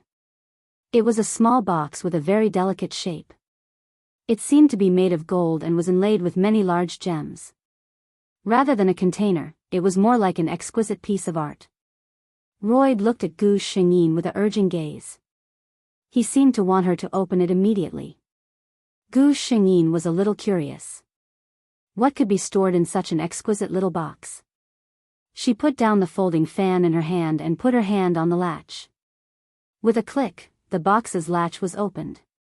Gu Xingyin thought that it might be an exquisite piece of art, precious gems, or beautiful jewelry. However, it wasn't. Inside this small box was a whole box of neatly arranged badges of honor. These badges made of gold shone brightly in the sun. This is... Gu Xingyin looked at Royd in surprise. Royd just looked at her quietly and said, "There's another layer below." He just wanted her to continue looking. Gu Xingyin reached out and touched it. Sure enough, she found a small mechanism in the box's interlayer. Taking out the box full of badges, there were many pieces of white paper lying quietly under it, and even some pieces of yellow paper. She glanced at Royd. He was looking at her without blinking. "Open it and take a look." Gu Xingyin took out 2 pieces of paper and opened them in front of him. Gu Xingyin looked at Royd in surprise. One of the 2 pieces of paper was the title deed of a castle and the other was the title deed of a manor. There was a thick layer of paper below. It wasn't hard to guess what was inside. Gu Xingyin put down the paper in her hand. She looked at Royd and asked, "This is?" Royd didn't look at the box. His attention was on Gu Xingyin. "I've read in a book that if you like someone, you have to share your most precious things and all your wealth with them," Royd said. Royd said, "The badge on top is my honor and something I'm willing to protect with my life. Below is all the wealth I have. Now, I'm willing to give it all to you." Even Gu Xingyin couldn't help but be moved when she heard such straightforward and passionate words.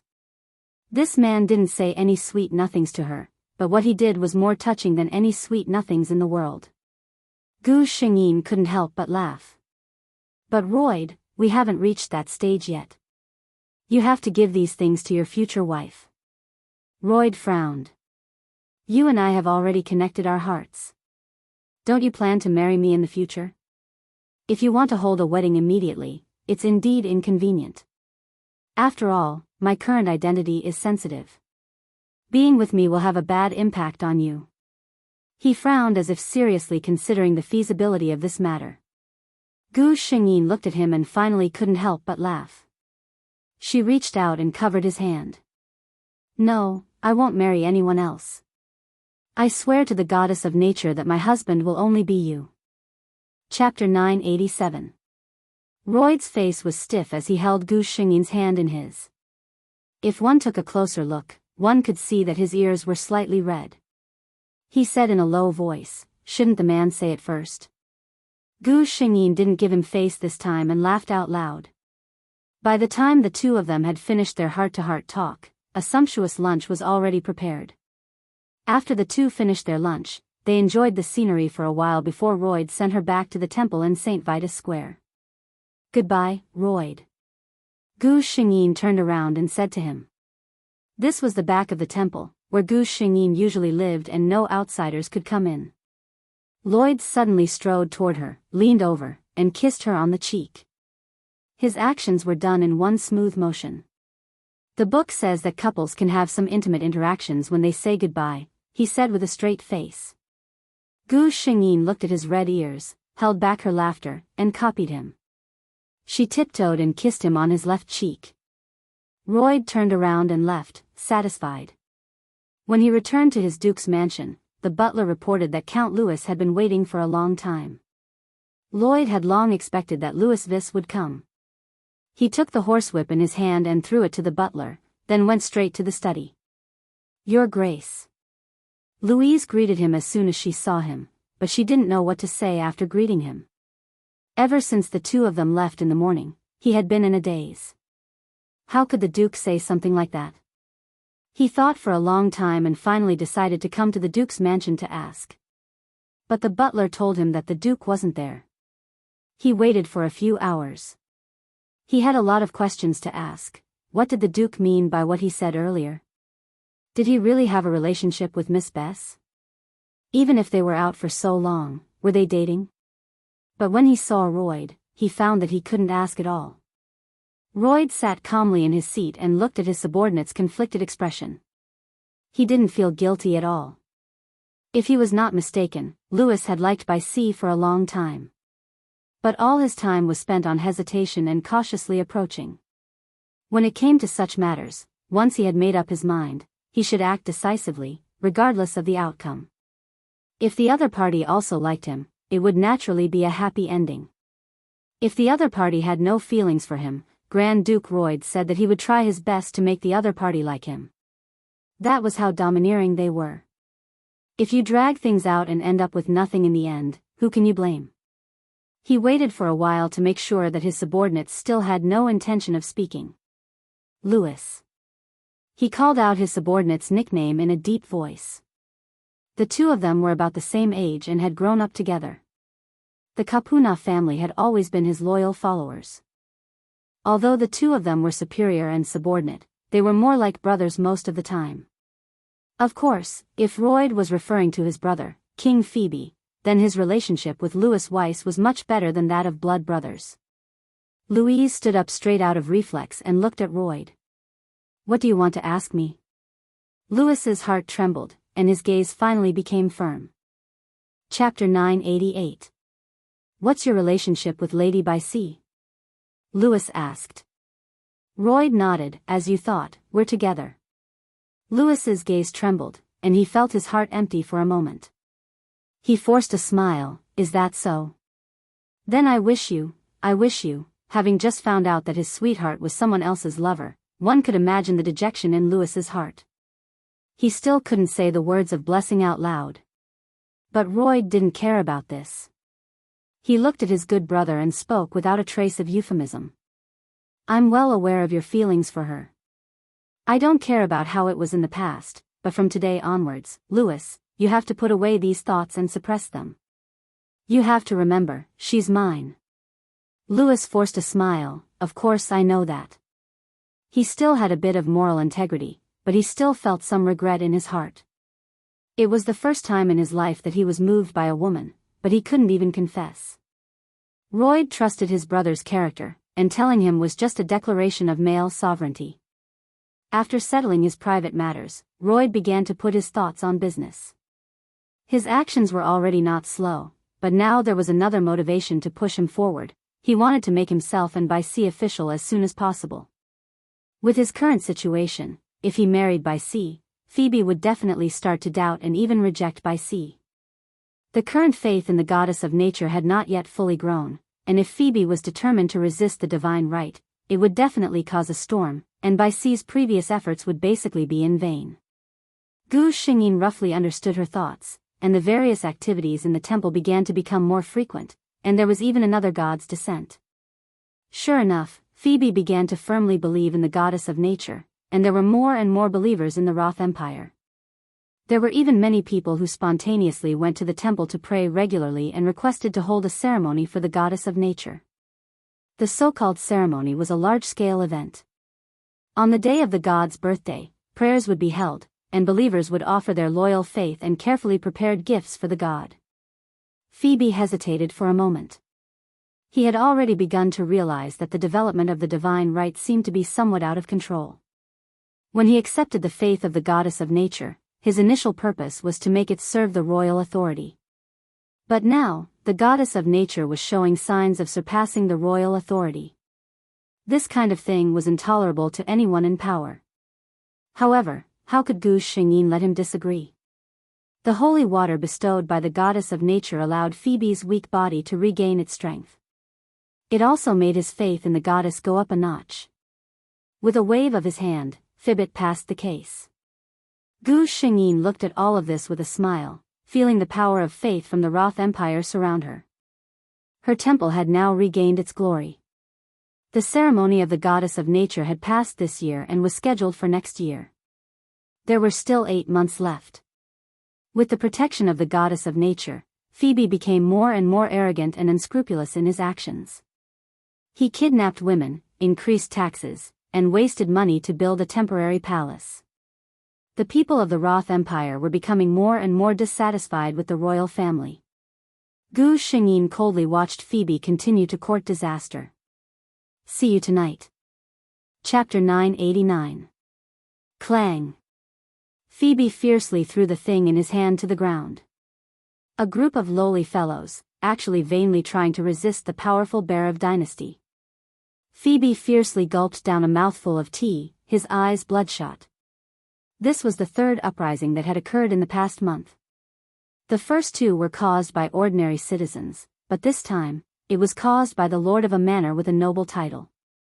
Although each movement was suppressed by the empire's army, Phoebe understood that he no longer had the will of the people. Where's the oracle? Quickly ask her to come. At this time, the only person he could think of to help him was Gu Shengyin. Currently, the people of the Roth Empire were very worshipful of the goddess of nature. If the oracle was willing to stand by his side and say that the bear of dynasty's ruling position was recognized by the gods, he was confident that he could make the people settle down. Gu Shengyin came quickly. Oracle, quickly go and pray to the goddess of nature. Have her issue an oracle to make those lowly commoners work properly and not think about those useless things. Phoebe said. Gu Shengyin looked at him with a strange gaze. Your Majesty, do you still remember what I told you? Don't be too harsh on your people. Use the money you spent on the palace to level the roads in remote areas. Phoebe irritably interrupted her. I don't want to hear this. How could I be threatened by those lowly commoners? Oracle, you only need to do as I say. Gu Shengyin's expression didn't change. Then I will try to communicate with the gods. She walked out of the palace and saw a maid carrying tea walking towards the main hall with a nervous expression. Nowadays, no matter who it was, when they went to see His Majesty, they all kept quiet out of fear that when they went in to serve him, His Majesty would be in a bad mood. A punishment was already a light punishment. If it was serious, they might even lose their lives. Gu Shengyin sighed inwardly and continued to walk forward. On the way, the guards saw her and saluted her. The faces of these people were all numb. The imperial palace, the dynasty, had already begun to rot from the inside. In contrast to the imperial capital, in the distant northwestern region of the empire, the people there lived a rich and leisurely life. Their family's warehouse was filled with food, and they wore thick clothes in the winter. The elderly and children all had happy smiles on their faces. That was the territory of Grand Duke Royd. Gu Shengyin slowly closed her eyes. When she opened her eyes again, the scene in front of her had changed. The imperial city was no longer what it looked like on a normal day. The originally empty sky was now filled with colorful spots of light. The light spots were of different colors and represented different emotions. Green represented comfort, yellow represented fear, gray represented despair, and red represented anger. These were the emotions of the believers of the goddess of nature. Gu Shengyin only needed to feel them slightly to be able to clearly hear their inner thoughts. But it was very clear that in the sky, the proportion of green light spots was getting smaller and smaller, and the proportion of yellow and gray was gradually increasing. Phoebit's rule made these people unable to see a trace of hope. Wait a little longer. Gu Shengyin said softly in her heart, soon, there will be a person who will lead his army to rescue you from this mire of despair. Chapter 990. Time passed by quickly. When the harvest season of the second year arrived, the people of the Roth Empire welcomed the goddess of nature's festival. Gu Shengyin made ample preparations for this. Emperor Phoebe had also made sufficient preparations. He still hoped that this ceremony would be able to calm the restless people down. As the most famous oracle of the goddess of nature, Gu Shengyin stayed at the goddess of nature's temple in St. Vitus City. As for the festivals in other places, they were also handled by different oracles. Gu Shengyin had already discussed with Royd that they would bring a big gift to Phoebe and the entire Roth Empire. On this day, Gu Shengyin was dressed very formally. Phoebe also led the royal family to the goddess of nature's temple in formal attire to show their respect. The huge square of the temple was already densely packed with believers. Among these believers, some were nobles in bright clothes. They wore exquisite clothes, and the ladies even sprinkled perfume, competing with each other to the side. Most of them were ordinary people. The only thing they could do was to wear clean and tidy clothes, so as not to tarnish the goddess of nature's festival. Gu Shengyin even saw homeless people on the streets who only had one set of clothes. In the cold wind of late autumn, they took off their clothes and carefully washed them, smoothed them out, and hung them out in the sun. At night, they slept in a pile of hay, shivering. Many of the believers put their treasures into a huge container in the middle of the square. This container was used to store the gifts that the believers gave to the goddess of nature. It was a huge transparent glass container, and when things were put inside, they could be seen clearly. Some nobles put their favorite jewelry inside, some merchants put a bag of gold coins inside, some young girls put their favorite flowers inside, and some children gave their favorite toys to the goddess. They looked like they were about to cry, because their mothers told them that they must give their most precious things to the goddess. There were even farmers in simple clothes who put a small bag of food. For them, food that could keep them from starving was the most precious thing in the world. Gu Shengyin kept a smile on her face as she watched all this, until the clock tower's bell rang, signaling the start of the festival. At this moment, everyone in the square saw a green light sprinkle down from the sky, falling on everyone's body. Being enveloped by this green light, everyone felt their body and mind relax. Then, the glass container that carried the good wishes of the believers suddenly became empty. The gifts that were given to the gods also disappeared at the same time as the green light disappeared. The goddess of nature has received your gifts, Gu Shengyin said to her believers with a smile. Immediately, a burst of loud cheers erupted from the square. Phoebe was a little dejected. He had just relied on his status and was unwilling to put the gifts into the container with the commoners. This way, the goddess didn't see his gifts at all. Then, Gu Shengyin began to stand alone on the high altar, chanting hymns. All the believers maintained a pious posture. According to the records, after this ceremony, if the goddess was satisfied with this festival, she might personally descend. The goddess's descent. This was the dream of all the believers. There were more at night. Today, there were more chapters. Tonight, they would shamelessly ask for a wave of monthly votes. Chapter 991. An ancient and mysterious hymn sounded from the altar. The believers looked at the indistinct green-robed figure on the altar with pious eyes. In the eyes of the believers, who could not possibly come into contact with God, the oracle was the closest person to God. The hymn ended. The entire square fell into silence. Everyone held their breaths, waiting for a miracle to happen. Gu Shengyin lowered his head slightly and glanced at the crowd below. The tens of thousands of people all did the same thing. They crossed their hands in front of their foreheads, hoping that the God they believed in would look after them. She smiled, and then, her figure suddenly changed. In everyone's eyes, even those who couldn't see clearly with their eyes, they could clearly see the figure on the altar that was very far away from them. Her golden hair quickly grew and soon reached her ankles. The green robe on her body changed, and the green leaf embroidery on the robe sparkled.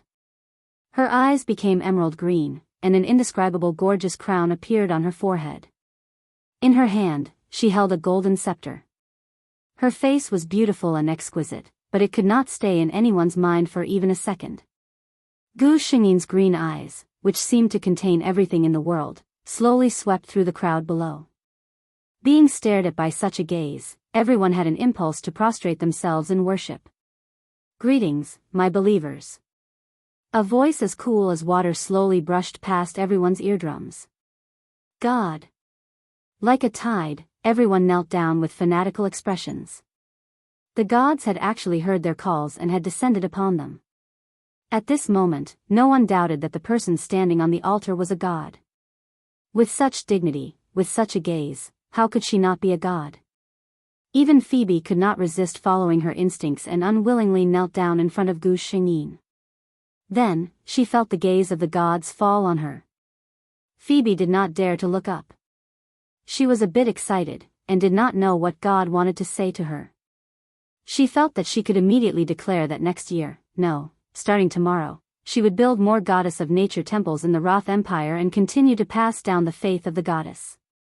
The goddess of nature spoke, "Ruler of the Roth Empire, why do you not treat your people well?" "What?" Phoebe was stunned. The goddess of nature continued, "Every day, I see the poor without clothes on their bodies, hear the cries of babies, and wanderers begging for a place to stay. Ruler of the Roth Empire, you are making your people suffer." Phoebe only felt a huge divine power descending on her body. Her face became pale, and she could fall to the ground at any time. But she still insisted, "They are just a few lowly commoners, God, how can you doubt me because of them?" Lowly commoners? The voice of the goddess of nature resounded throughout the Roth Empire. "In my eyes, there is no such thing as wealth or poverty. Those who believe in me are my people." Many people had tears in their eyes because of this sentence. Yes, they were not lower than anyone else. At least in the eyes of the gods, they were not inferior to anyone else. Phoebe felt a chill all over her body. Then, he heard God's indifferent voice, "Phoebe is unworthy of being the emperor of the Roth Empire."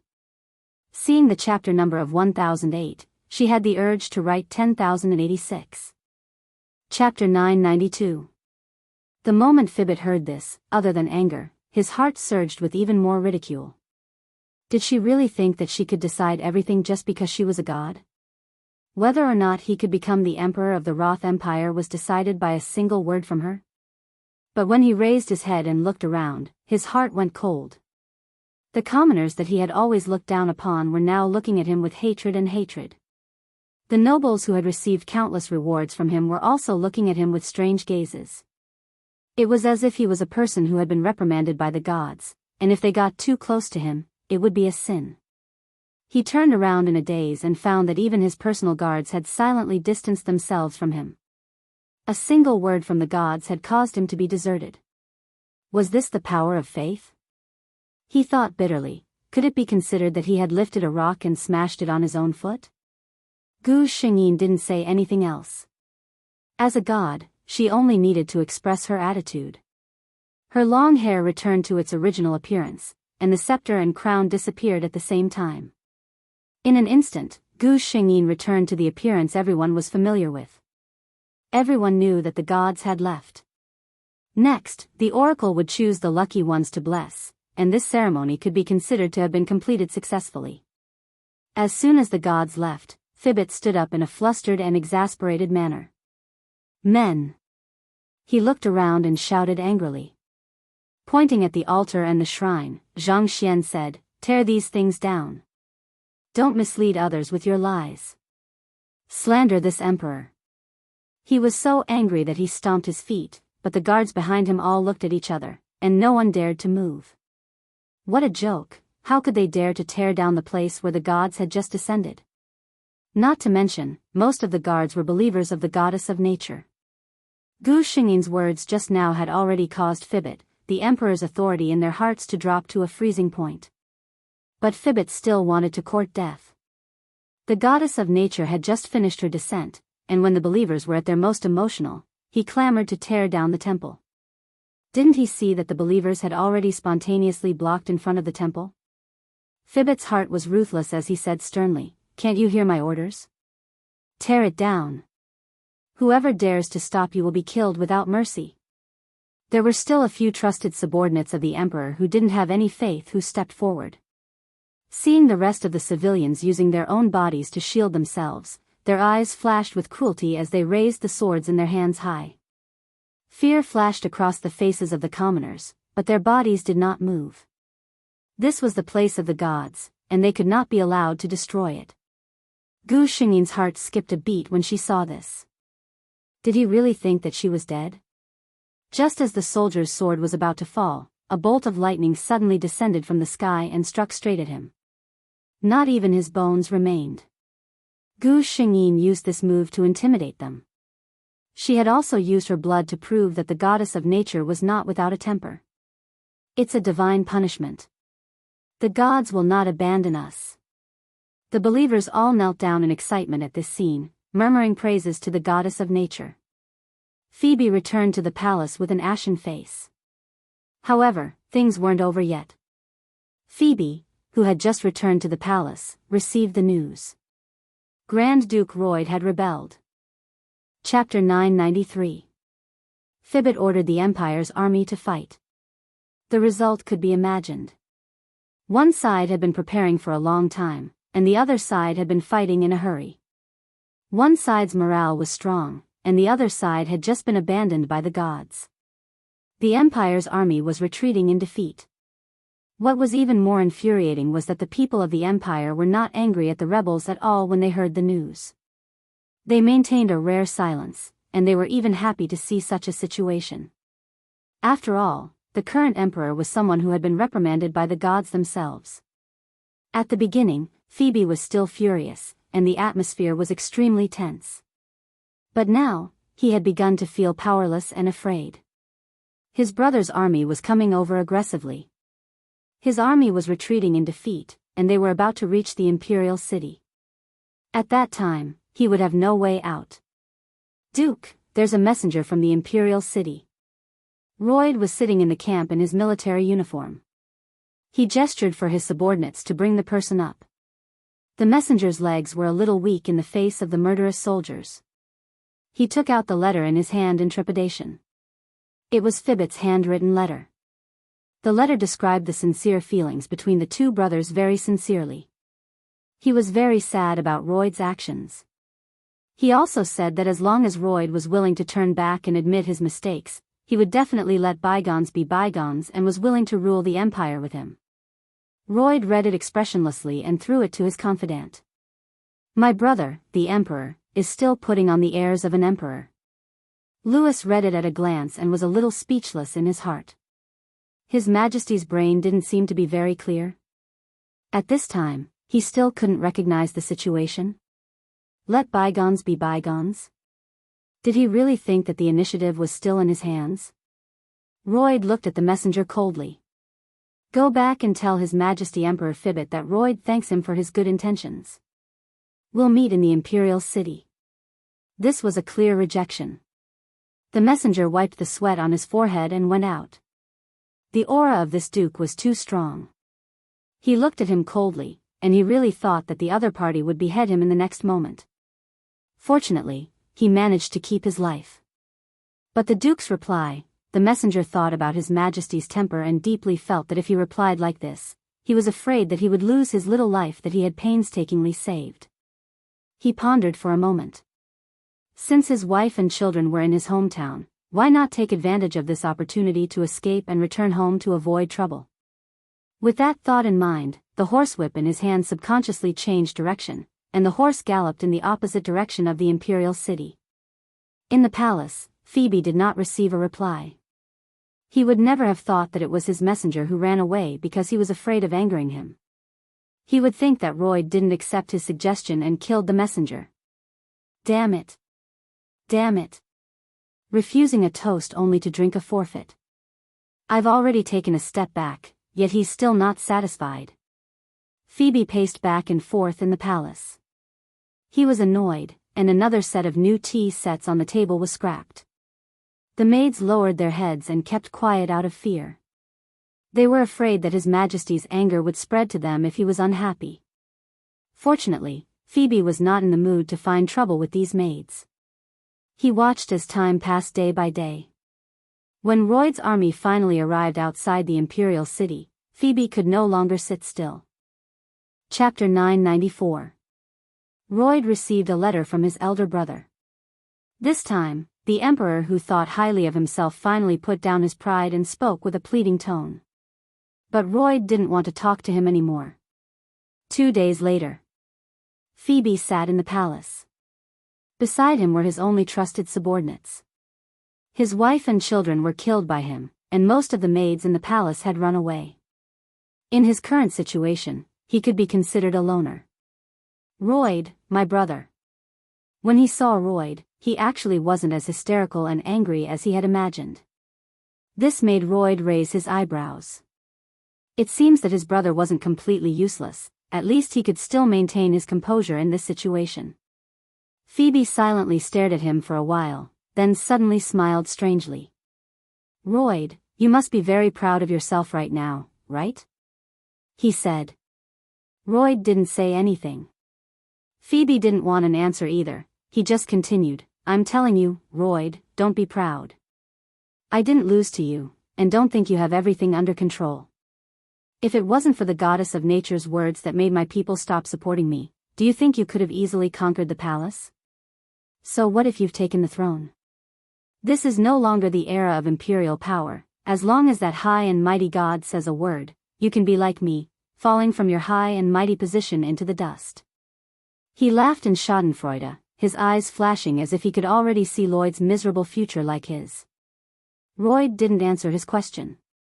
Seeing that Royd didn't care, Phoebe just smiled. Blood flowed out from his mouth. He laughed loudly and sat on the high throne, losing his breath. Duke? A subordinate who came with Royd carefully asked him what to do. Royd looked away and said, clean it up and give it a proper burial. While everyone was cheering and organizing the spoils of war, Royd came to St. Vitus Square alone. The goddess of nature's temple here was the largest temple in the entire Roth Empire.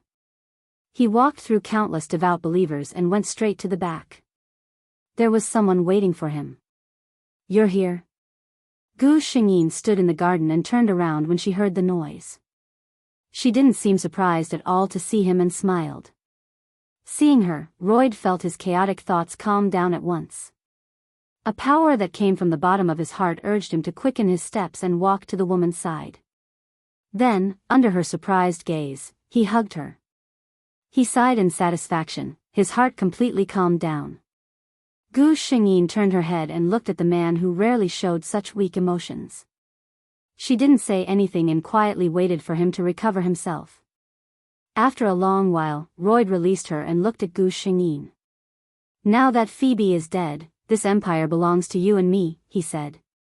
Bais, do you want this empire? He asked. Gu Xingyin suddenly raised her head to look at the man. Lloyd looked at her openly, not holding back a single shred of his emotions. It wasn't a test, nor was it a trap. He was seriously asking her this question. If I say yes, what will you do? Gu Xingyin raised her eyebrows and asked. End of chapter 10. Gao Lingji was forced to go to sleep. Good night, everyone. Remember to vote for me before you go to sleep. Chapter 995. Then I'll give it to you. Her gaze trembled when she heard those words. Her casual expression turned serious. Royd, do you know what you're saying? Royd didn't listen to her. He just said, you have a high support rate among the people. There won't be any obstacles in this aspect. As for my soldiers, I can completely restrain them. No one will raise any objections. He was actually seriously analyzing the feasibility of this matter. Gu Xingyin laughed. I'm just joking, Royd. Royd looked straight at her. As long as it's something you say, I won't treat it as a joke. His gaze was firm. When he looked at Gu Xingyin, his eyes inadvertently revealed a trace of gentleness. Gu Xingyin had a bright smile on her face. She reached out and took Royd's hand. I'll take you to a place. Before Royd could say anything, he found that the scene around him had suddenly changed. He was still in the Goddess of Nature temple in St. Vitus Square a second ago, but the next moment, he was in a completely unfamiliar place. This place was very big. Everywhere was bright. The floor was paved with white jade. It was clean and bright, without a single flaw. The walls were inlaid with fist-sized pearls. These pearls emitted a soft light, illuminating everything in this place. Above his head were lifelike murals. The most eye-catching thing was the luxurious and perfect throne at the end of the hall. Royd felt that even the most magnificent palace he had ever seen in his life couldn't compare to this place. Moreover, this place gave him a familiar feeling. It was as if he had seen it somewhere before. Where had he seen it before? He pondered carefully. Suddenly, his gaze froze. In the records of the goddess of nature, there were some descriptions of the goddess of nature's temple. He used to think that it was a human's imagination of the gods. But now, looking at it again, he found that it was very similar. No matter how calm a person was, when they knew that they might have come to a place where the gods lived in legends, they would feel unrealistic. He turned his head and looked at Gu Xingyin, who had been silent all this time. "This is," Gu Xingyin nodded. "That's right, this is the shrine of the goddess of nature." There were many goddess of nature temples in the Roth Empire. But Royd knew that this goddess of nature temple wasn't built by humans. He was puzzled. "Why did you bring me here?" "Wait, how did you bring me here?" As far as he knew, even the most favored believer of the gods could only obtain the qualification to enter the divine realm after death. How could Bess bring someone like him, who was not even a believer of the goddess of nature, here? Gu Xingyin smiled. "I brought you here to tell you something." Her appearance began to change significantly. Her long hair had lengthened, and her appearance and clothes had undergone tremendous changes. Royd looked at the scene in shock until the scepter that symbolized divine authority appeared in the other party's hand. He couldn't help but take a step back. He looked at this familiar yet completely unfamiliar woman in confusion. He could still see a trace of Bess on her face, but it was even more exquisite and perfect than Bess. Although those dark green eyes were still clear, there were too many things in them. This kind of Bess made Royd feel unfamiliar. Chapter 996. You. He opened his mouth, but he didn't know what to say. This development caught him off guard. The lover he was familiar with had completely changed. Everything in front of him told him that the Bess in his heart was just an illusion. The person in front of him, her true identity, combining her appearance and the place he was in, Royd spat out a word with difficulty, "Goddess of nature?" He was a little confused. Even though his mind was firm, everything that had just happened was still beyond his expectations.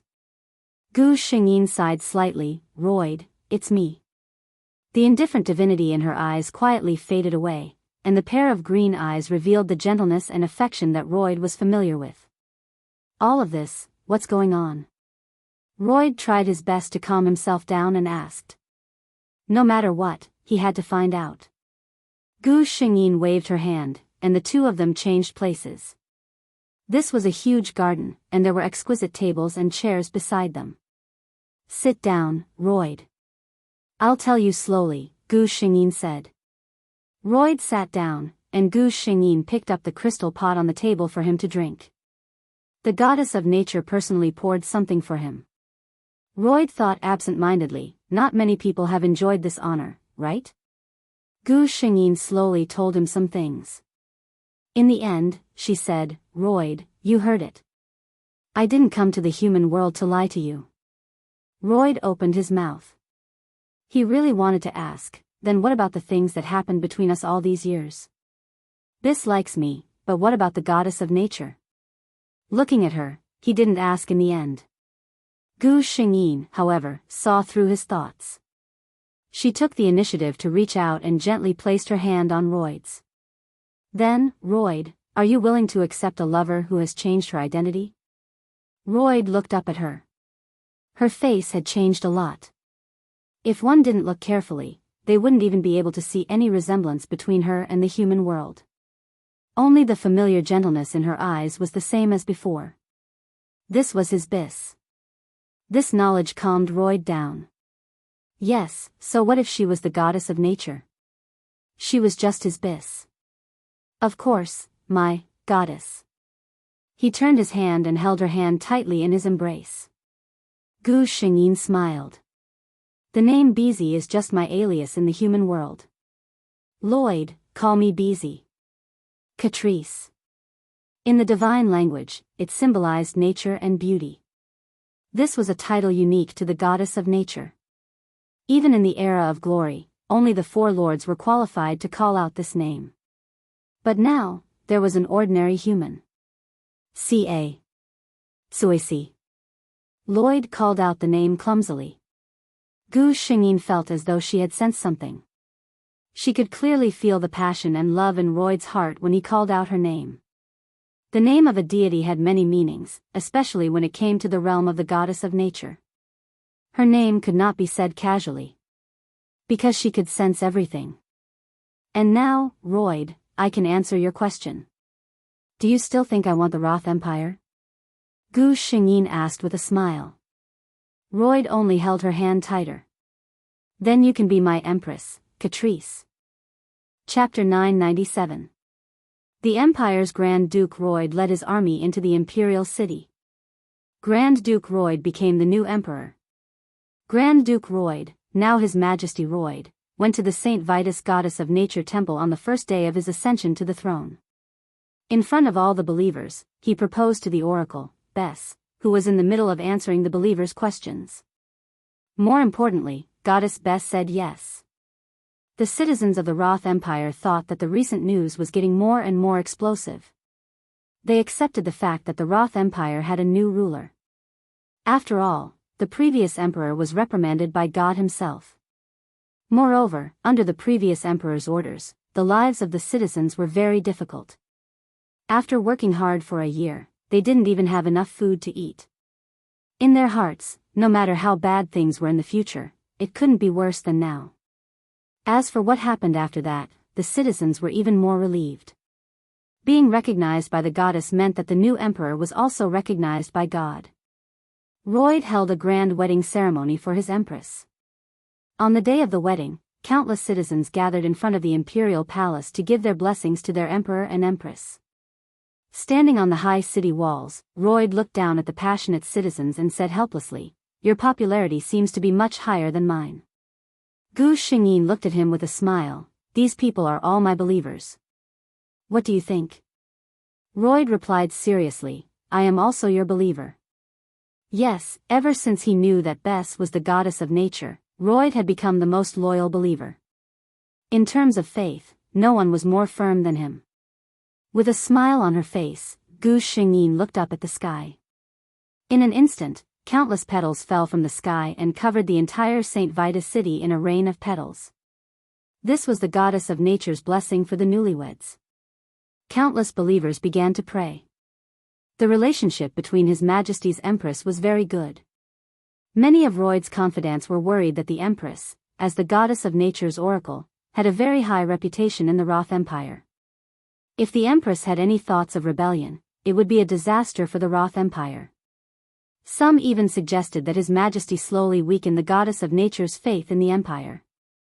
Not only did Lloyd ignore these comments, he even took the lead and openly declared that he was also the goddess of nature's most loyal believer. The power of God reached its peak in this era. However, the people approved of such an emperor, and the Empress had always stood by his side. Emperor Lloyd had a very high reputation among the people, so much so that any of his decrees did not need the empire to enforce them.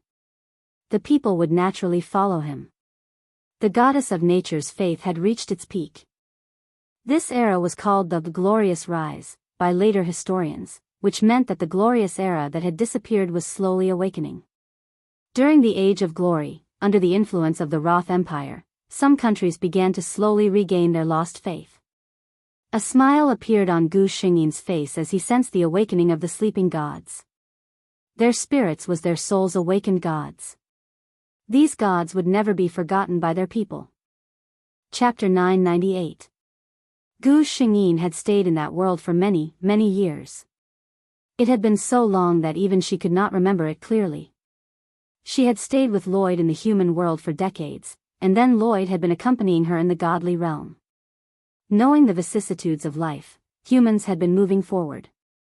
When the light of the gods could not overcome the cold light of machines, Gu Xingyin felt the faith in her body slowly flowing away, and she knew that another cycle had ended. She let the temple begin to collapse, and fell into a deep sleep with Lloyd. Gu Xingyin opened her eyes in the space once again, and a trace of joy flashed across her eyes. The experience of the goddess of nature in this life had given her a great understanding of the laws of nature. Her hand paused, and the little emerald bird appeared in her palm out of thin air. Then, it blinked its pitch-black eyes and chirped twice at her. It flapped its little wings, and although it was difficult, it still relied on itself to fly. The system exclaimed, "Host, you've made great progress this time." Gu Xingyin smiled slightly. "It can only live for 2 days. I won't be able to see it when I return from the next mission." Although she said that, she was very satisfied in her heart. As for creation, she had already grasped the essence of it. Now, she only lacked enough power. Her understanding of the mysteries was enough, but her own strength was not enough for her to bear the burden of creating a complete life. As for power, system, arrange for me to enter the next mission world. The power she needed was the soul energy that the world gave back to her every time she completed a mission. Where was this? Gu Xingyin felt that her surroundings were foggy, and her soul seemed to be restricted by something. This feeling was very uncomfortable. System, transfer the world's plot. Yes, host. Gu Xingyin had already gotten used to the dizziness that came with the transfer of memories. This kind of feeling could no longer make her frown. She quickly organized the memories of this world in her mind. This was obviously the story of a selfless senior and an ungrateful wretch. The female lead, Shi Lingxi, was originally a powerful cultivator in the tribulation stage 10,000 years ago. She was a famous fairy in the cultivation world. 10,000 years ago, the world of cultivation welcomed a great calamity, which was later called the Age of Chaos. In that great calamity, the spiritual energy of heaven and earth suddenly disappeared rapidly.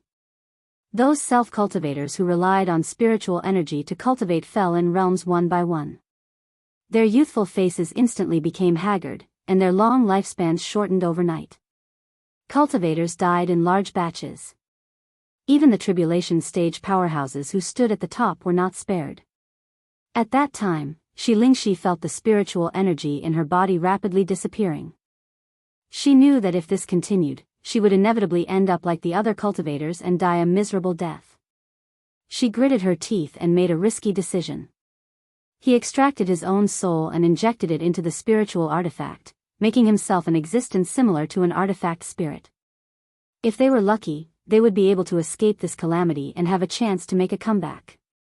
If they were unlucky, they would be reduced to ashes. Shi Lingxi did not ask for an afterlife. She only wanted to fight for the last chance of survival. She succeeded.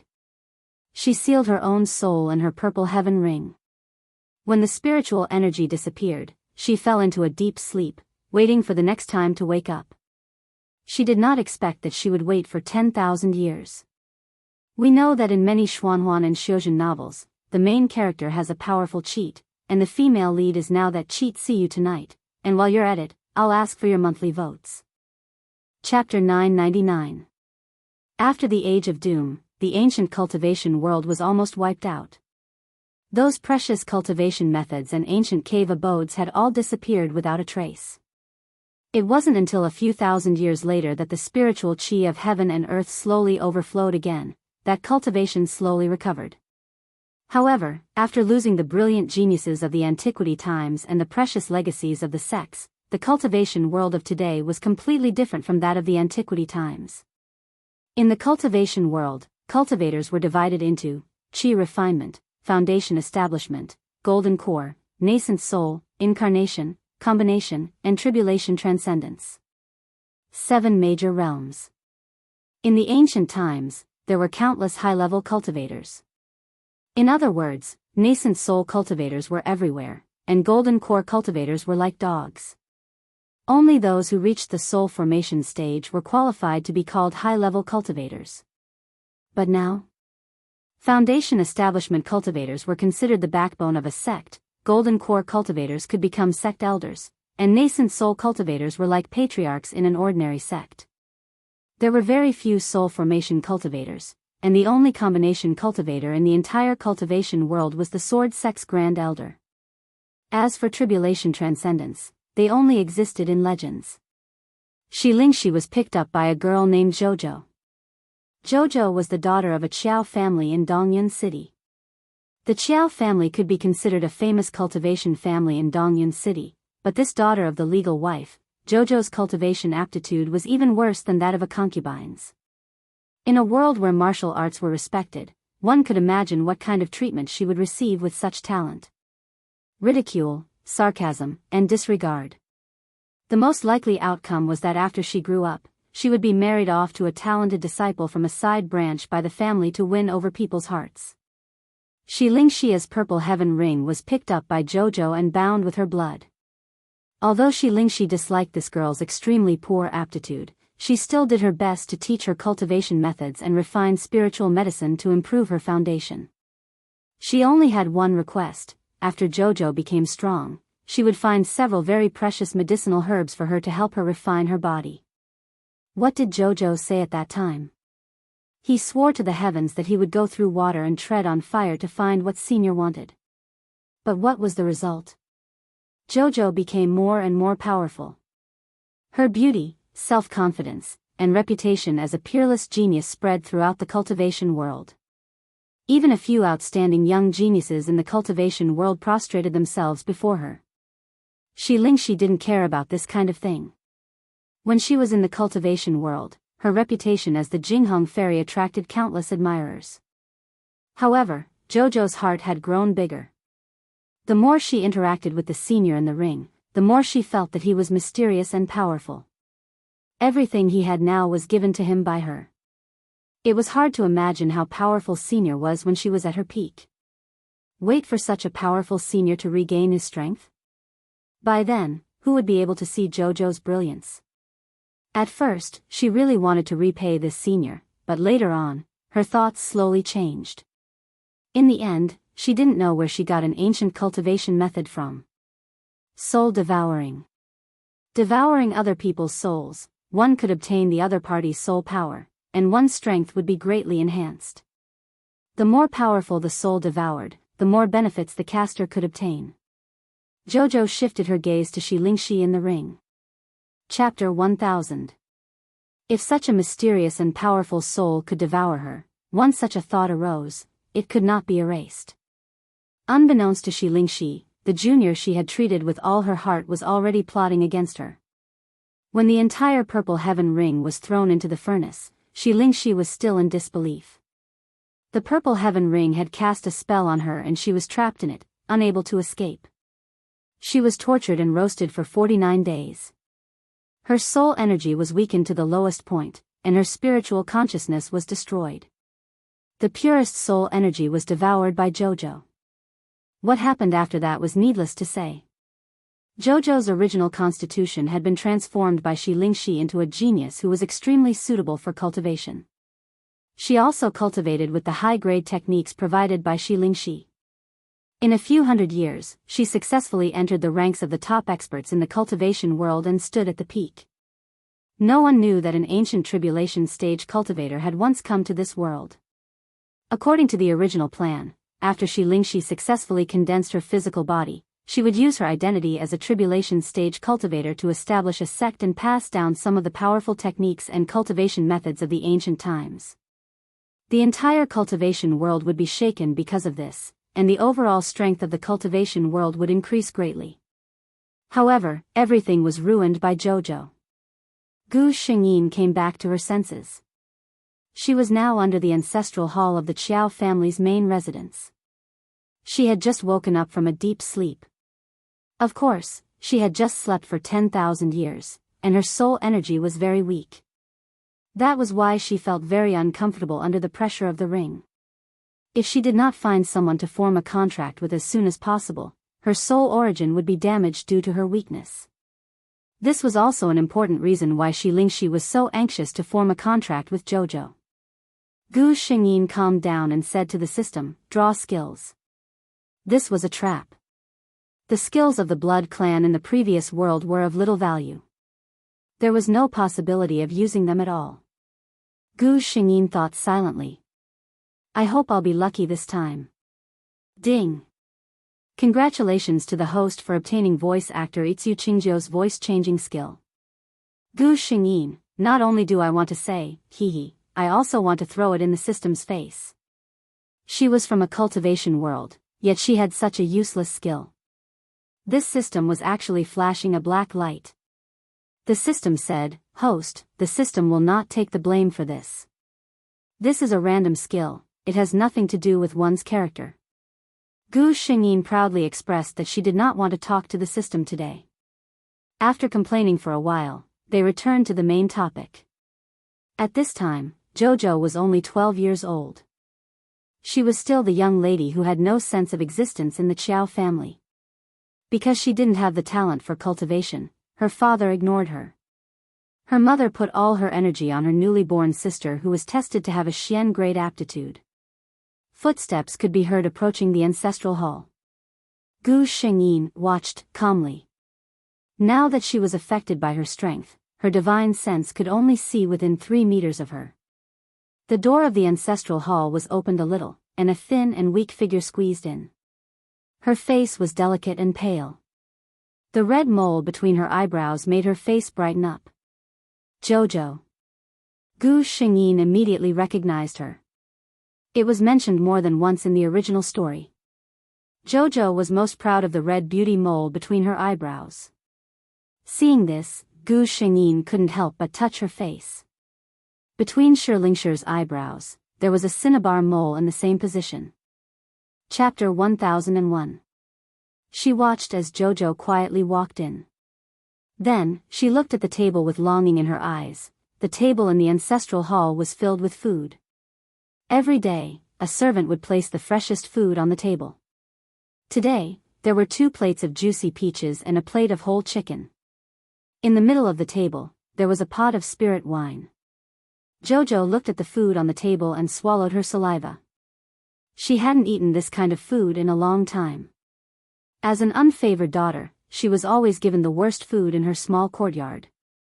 Those favored young masters and young misses, even the servants who served them, had better days than her. Although she didn't like Jojo, Gu Xingyin also disapproved of the Qiao family's actions when she saw this scene. The Qiao family was also one of the aristocratic families in Eastern Cloud City. Since they had the ability to waste these good things on the dead every day, why not steal them from the gaps between their fingers and give them to the descendants of those families who were not favored? It was no wonder that Xiao Qiao did not help her family in the slightest after she became successful.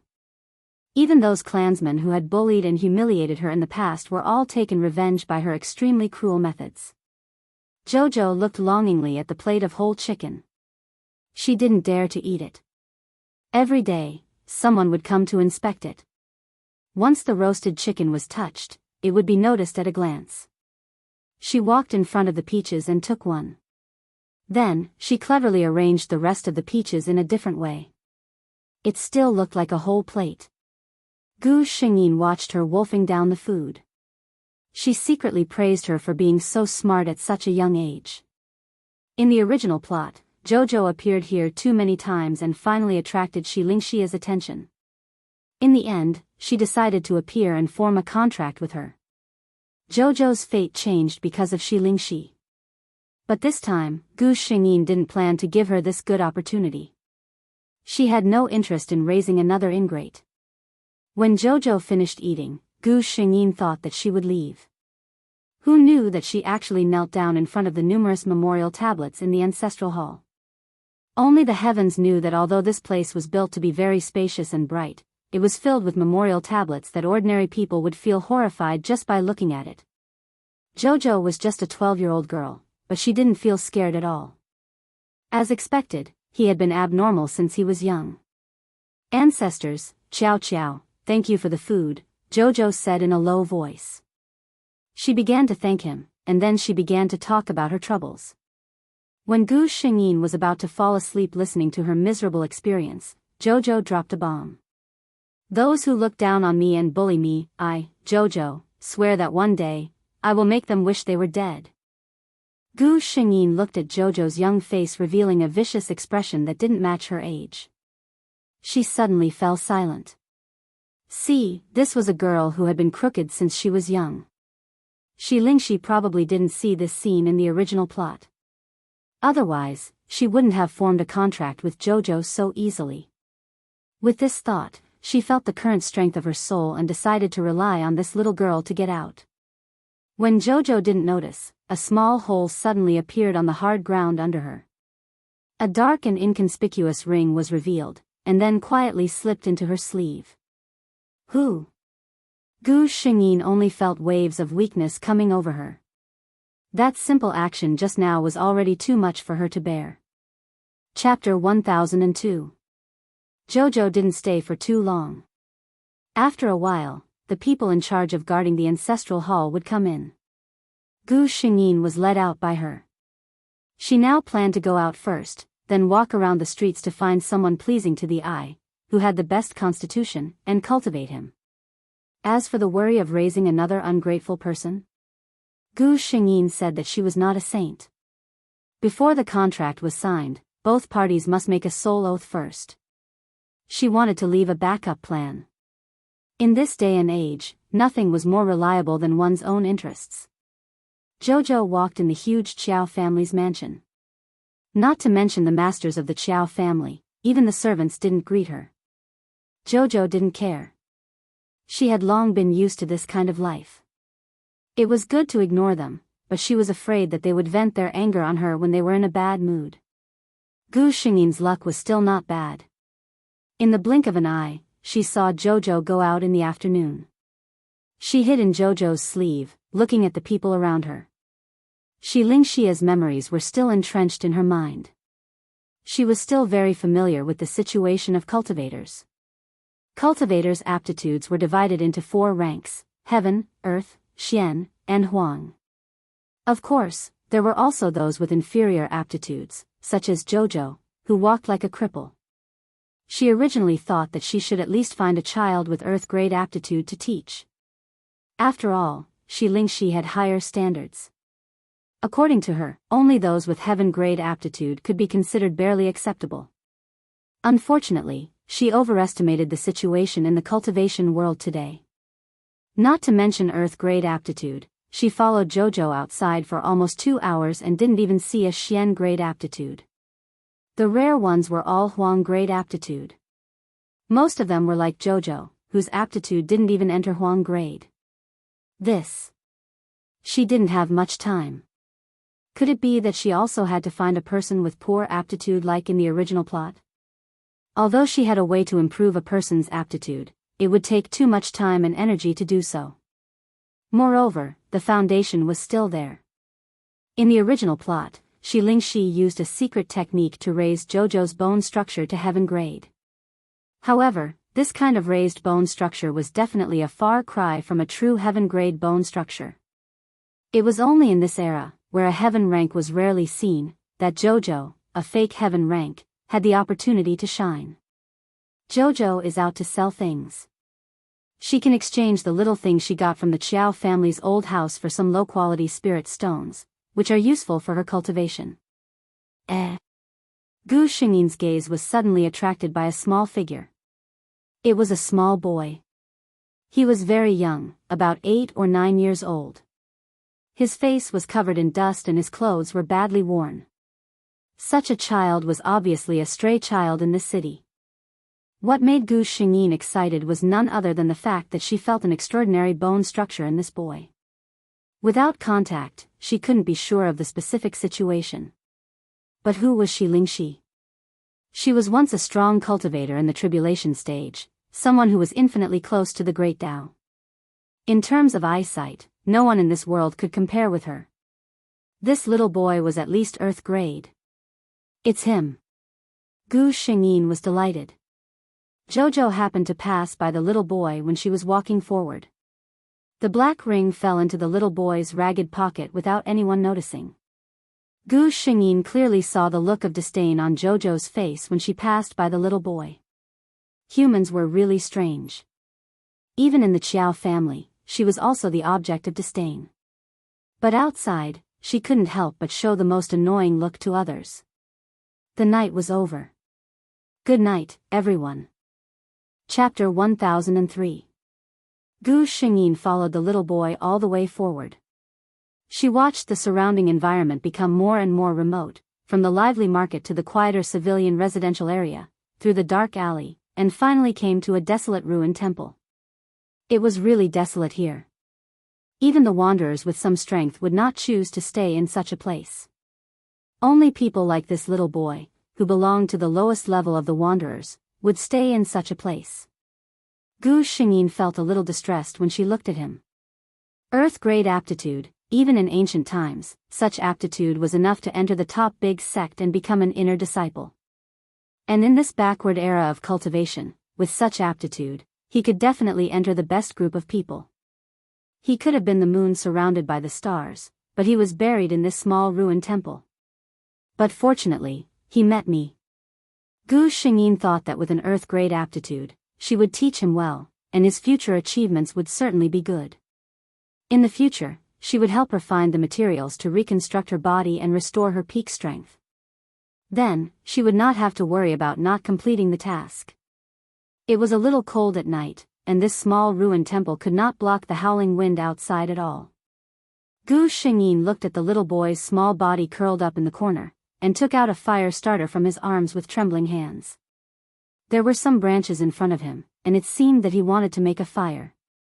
But the wind was too strong. He tried several times, but every time the flame just jumped up, it was extinguished by the merciless wind. Gu Xingyin looked at his black and bright eyes that were filled with tears due to the thick smoke, but he still persevered in making a fire. She sighed in her heart.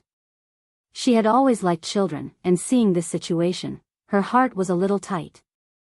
As soon as he activated his spiritual energy, the bonfire that couldn't be lit no matter how hard he tried was suddenly lit. A trace of surprise flashed in the little boy's eyes. Once again, he took out something from his arms.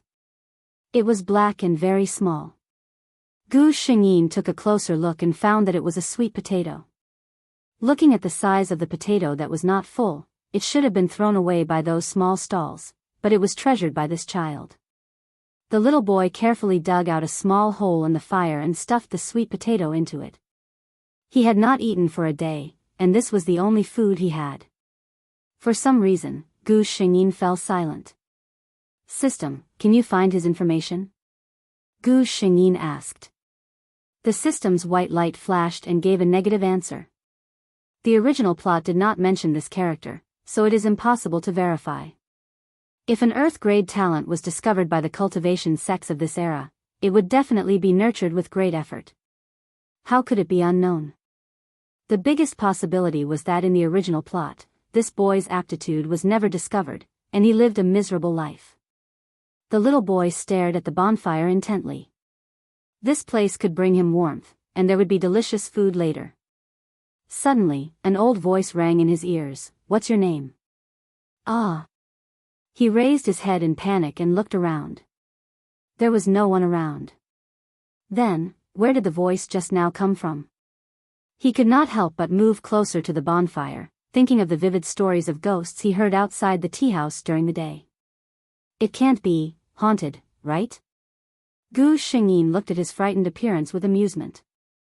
The bonfire in his body was a little too close. If he moved a little closer, his clothes would burn up.